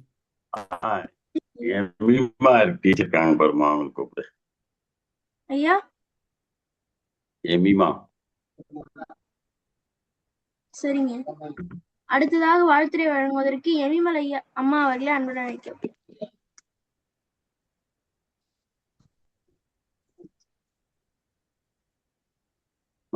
மியூட் எடுங்க. ஒளித்தடையில் இருக்கீங்க, மியூட் எடுங்க. இப்ப பேசுங்க. வணக்கம் ஐயா. கவிதை படிச்சது ரொம்ப நல்லா இருந்தது. ஆனா அவரு கவிதை படித்தது வந்து நூல் ஆசிரியரை பாக்குறப்போ தன்னோட மகன் பிறந்தா ஒரு அவையத்துல எப்படி ஒரு பெருமையா பேசுவாங்கன்ற ஒரு பெருமிதத்தை அவர் முகத்துல பார்த்தேன் நானு. இது அந்த கவிதையை இவரை சொல்றப்ப எனக்கு என்ன, இவருக்கு வந்து கொரோனா பீரியட்ல தான் இந்த கவிதை வந்து எழுதணும்ன்ற மாதிரி தாட் வந்ததுன்னு சொல்றாரு இல்லையா. ஆனா கவிதை வந்து தேசிய கவிமணி கூட சொல்லியிருப்பாரு, உள்ளத்து உள்ளது கவிதை. அப்புறம் என்ன சார் வரும், இன்பம் உருவெடுப்பது கவிதை, தெல்ல தெளிந்த தமிழில் தெரிந்துரைப்பது கவிதை. அப்போ நம்ம அவர் உள்ளத்துல ஆழ்மனதுல இருந்திருக்கு. அந்த சந்தர்ப்பம் வந்து எதுவுமே இல்லைன்றப்ப நம்ம என்ன செய்யலாம்னு யோசிக்கிறப்ப அந்த கவிதையை வந்து அவருக்கு வெளியே வந்திருக்கும்னு நான் நினைக்கிறேன். இந்த போன கூட நான் புக்கெல்லாம் படிப்பேன். மாரி செல்வராஜ் இருக்காரு இல்லையா, அவரோட கவிதையில கூட இத வந்து அவர் வந்து மறக்க முடியாத நினைவுகள்னு சொல்லிட்டு ஏதோ ஒரு புக்கு நான் படிச்சேன். அதுல வந்து இந்த பூனை ஒண்ணும் அவங்க வீட்டுல வளர்த்திருப்பாங்க. நெல் அவிக்கிறப்ப அவங்களுக்கு தெரியாம அந்த நெல் அவிக்கிறதெல்லாம் அந்த பூனை விழுந்துட்டு இருக்கும். இது வந்து அவங்களுக்கு தெரியாது. இந்த பூனையை பத்தி தேடிட்டே இருப்பாரு. அவர் சின்ன வயசுல நடந்த நிகழ்வு எல்லாம் சொல்றப்போ ஐயா சொன்ன அந்த அம்மாவின் பூனை இருக்கும், எனக்கு அந்த நினைவும் வந்தது. கண்ணதாசன் எல்லாம் சொல்வார் இல்லையா, படைப்பதினால் என் பேர் இறைவன். நிஜமா படைப்பாளியில கடவுளுக்கு சமமானவங்க. நாங்க பெண்கள் வந்து கரு தரிச்சா 9 மாசம் 10 மாசத்துல பிள்ளைய பெற்று எடுத்துருவோம். ஆனா ஒரு கரு அவங்களுக்கு உருவாகி அது ஒரு படைப்பா வெளியே வரதுக்கு அவங்க படுறது எவ்வளவுன்றது. ஏன்னா ஒரு பக்கத்துல எழுதுறப்பவே ஒரு 5 நிமிஷம் உட்காந்து எழுதணும்ன்றப்போ நிறைய யோசிப்போம். ஒரு 2 வரி கூட எழுத முடியலையே. நிறைய புத்தகம் படிக்கிறப்பெல்லாம் எனக்கு என்ன தோணும்னா, கடவுள் இவங்களுக்கு எல்லாம் அள்ளி வச்சுட்டு எனக்கு மட்டும் கிள்ளி வச்சுட்டாரே அப்படின்னு எனக்கு தோணும். ஏன்னா அப்படி சரளமா ஒரு எழுத்து நடன்றது அவ்வளவு அருமையா வந்திருக்கும் எனக்கு. அப்போ என்ன சொல்றேன்னா, இவங்க எல்லாம் பாக்குறப்போ நம்மளும் இந்த மாதிரி எல்லாம் எப்ப ஆகும், எப்படி இந்த சூழ்நிலை நமக்கும் அமையுமா அப்படின்னு ஏங்கிறது நிறைய நாட்கள் உண்டு. ஆனா ஐயாவெல்லாம் பாக்குறப்ப எனக்கு ரொம்ப சந்தோஷம். அப்ப இந்த கவிதையெல்லாம் ரொம்ப ரொம்ப நல்லா ரொம்ப அருமையா இருந்ததுங்க ஐயா.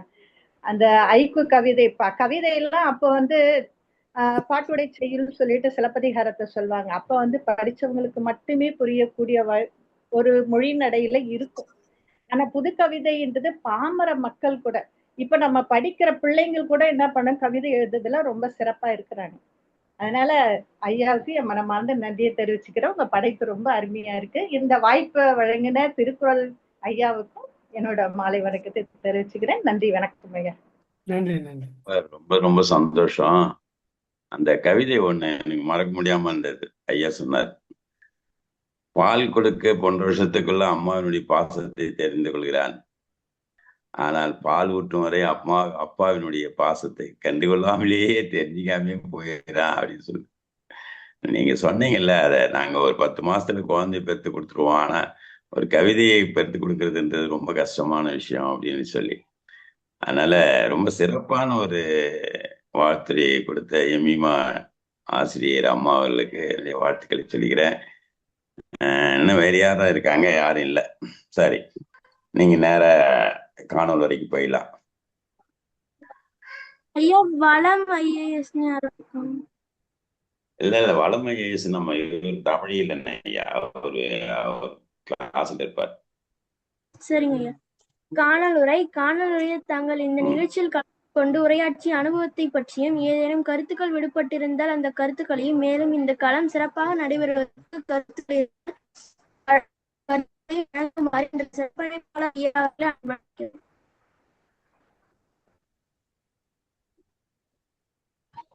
தூர்தர்ஷன் தேவராஜ் ஐயா தான் கூப்பிட்டுருக்காங்க. மீண்டும் ஒரு வாய்ப்பு சொல்லுங்க. நீங்கள் இந்த களத்தில் கலந்து கொண்ட அனுபவத்தை பற்றியும், ஏதாவது கருத்துக்கள் விடுபட்டிருந்தால் அதை பற்றியும், இந்த களம் சிறப்பாக நடைபெறுவதற்கு ஏதாவது உத்திகள் இருந்தால் அதை பற்றியும் 2 நிமிடத்தில் பரியுமாக கேட்டுக்கொள்கிறேன்றாங்க. அதாவது நல்லா, அதாவது குழந்தைகள் வந்து அனௌன்ஸா இருக்கிறது ஒரு நல்ல ஒரு ஃபியூச்சருக்கு அது ஒரு வித்திடும்.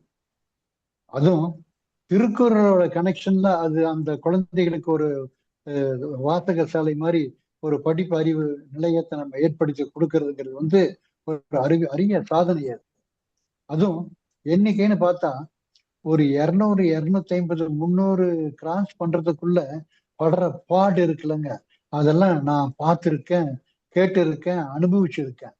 டே அப்பா, அதாவது 2000த்துல வந்து 2026வது வருடம் 2026 விட அதிகமா 2500 பக்கம் போய் இன்னும், அதாவது இன்னும் காமராஜ் ஐயாவுக்கு வந்து வயசு வந்து ஒரு 25 தான் இருக்கும். ஏன்னா அப்படி ஒரு இளமையா அவரு அந்த நிகழ்ச்சியெல்லாம் நடத்துறாரு. ரொம்ப என்னமோ வயசான மாதிரி. அப்புறம் தேவராஜா நீங்க பேசுங்க, இப்படிலாம் கிடையாது, தேவராஜா நீங்க பேசுங்க, அப்புறம் அதிரன் ஓசூர் நம்ம அதிரன் தானே அப்படின்னு அவர் பேசும்போதே அந்த முதிர்ச்சி, அந்த ஒரு இன்பம், எப்படி நம்மளை எல்லாம் அவர் ஆட்கொள்றாரு அப்படிங்கிறது அவருடைய அந்த நடையுடைய பாவனையிலேயே நமக்கு வந்து ஒரு ஆட்கொள்ளி. அதாவது அவங்க கூட சேர்ந்து இருக்கும் போது எப்படி நம்ம அவர் பாருங்க, காலையில சொன்னாரு, மத்தியானம் உங்களுக்கு அந்த அட்டப்படம் புக்கோட இதெல்லாம் தரேனாரு. உடனே சொன்னேன், ஜனநாயகம்னா இந்த எலெக்ஷன் ரிசல்ட் எல்லாம் வருதுங்க சார், இந்த டைப்ல போய் நம்ம ஜனநாயகம் பத்தி பேச வேண்டாம், ஏன்னா அவங்க அந்த ஜனநாயகம்னு அதை லிங்க் பண்ணி உயிர் எடுத்துருவாங்க. அதனால கவிதை இன்பம், இலக்கிய இன்பம் வந்து இன்னைக்கு இல்லை, என்னைக்குமே அதை நம்ம ஏற்படுத்தலாம், ஏற்றுக்கொள்ளலாம். அதனால நம்ம நண்பர் ஒரு புக்கு கொடுத்துருக்காரு, அந்த அம்மாவின் பூனைட்டு. அதனால அந்த பூனையோட ஒரு இன்பத்தை நாம அனுபவிப்போம். எனக்கு தெரியாது, அவருக்கு ஏற்கனவே நாய்கோட பழகி ஒரு நாயை எப்படி உட்கார வைக்கணும், எப்படி பேச வைக்கணும் அப்படிங்கிற அந்த இன்பத்தில் மிக்ஸ் ஆகி அதுல இருக்கிற ஒரு காமராஜ் அப்படின்னா அம்மாவின் பூனையை நம்ம சொன்னது மிக ஏற்றுக்கொள்ள ஒண்ணு, ரொம்ப பிரசித்தமானது. அதனால இந்த ஏற்புக்கே ஒரு ஏற்புரையோட ஒரு மதிப்புரையை நான் உங்களுக்கு சொல்லணும். அதனால உங்களது செயல் சிறப்பு செயலா போயிட்டு இருக்கும் போது இதுல நாங்க சொல்றதை விட இப்ப நானும் அதிரனும் உங்ககிட்ட இருந்து கத்துக்கிட்டதுதான் கத்துக்கிறது. இனிமேல் நேற்றுக்கு இன்னைக்கு மட்டும் இல்ல, நீங்க ஒவ்வொரு நிகழ்ச்சியாக அந்த இதுல கோக்குறாங்க பாருங்க, முத்தாரத்தில் 30 முத்துக்கள் சேர்த்து வைத்திருந்தார் கண்ணதாசன். அது மாதிரி அந்த முத்துக்கள் மாதிரி நீங்க ஒவ்வொரு நிகழ்ச்சியும் நீங்க சேர்த்து நடத்துறத பார்த்தா உங்ககிட்ட நாங்க கத்துக்கிறது தான் ஏராளம். அதுக்குத்தான் நாங்க நன்றி சொல்லணும். நிச்சயமாக அது.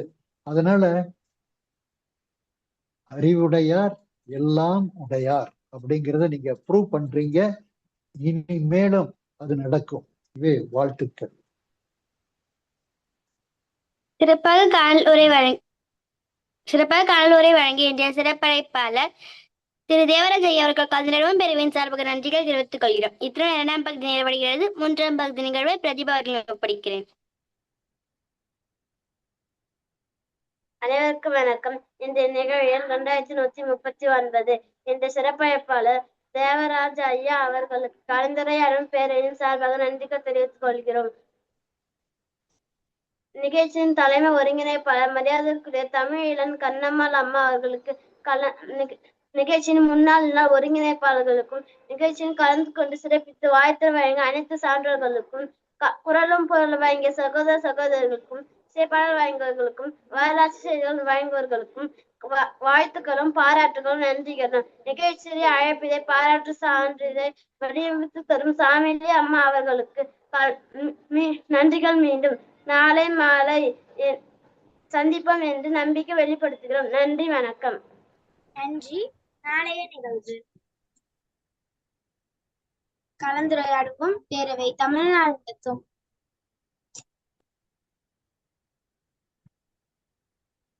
தன்னம்பிக்கை களம் நிகழ்வு எண் 2140, நாள் 5/5/2026, செவ்வாய்க்கிழமை. அன்றைய சிறப்பழைப்பாளர் அந்தோனி கிரேசி அம்மா அவர்கள் நாளை உரையாற்றுவார். அம்மா அவர்கள் நாளை உரையாற்றுவதற்கு அழகு. மீண்டும் நாளை மாலை 5 மணிக்கு இணைவோம். மானமும் அறிவு மனிதனுக்கு அழகு. மனிதனாக்குவோம், தமிழை தமிழாக்குவோம், தமிழை தமிழாகவே ஆழ்வோம். அனைவருக்கும் நன்றி, வணக்கம். நன்றிங்க. நன்றிங்கம்மா.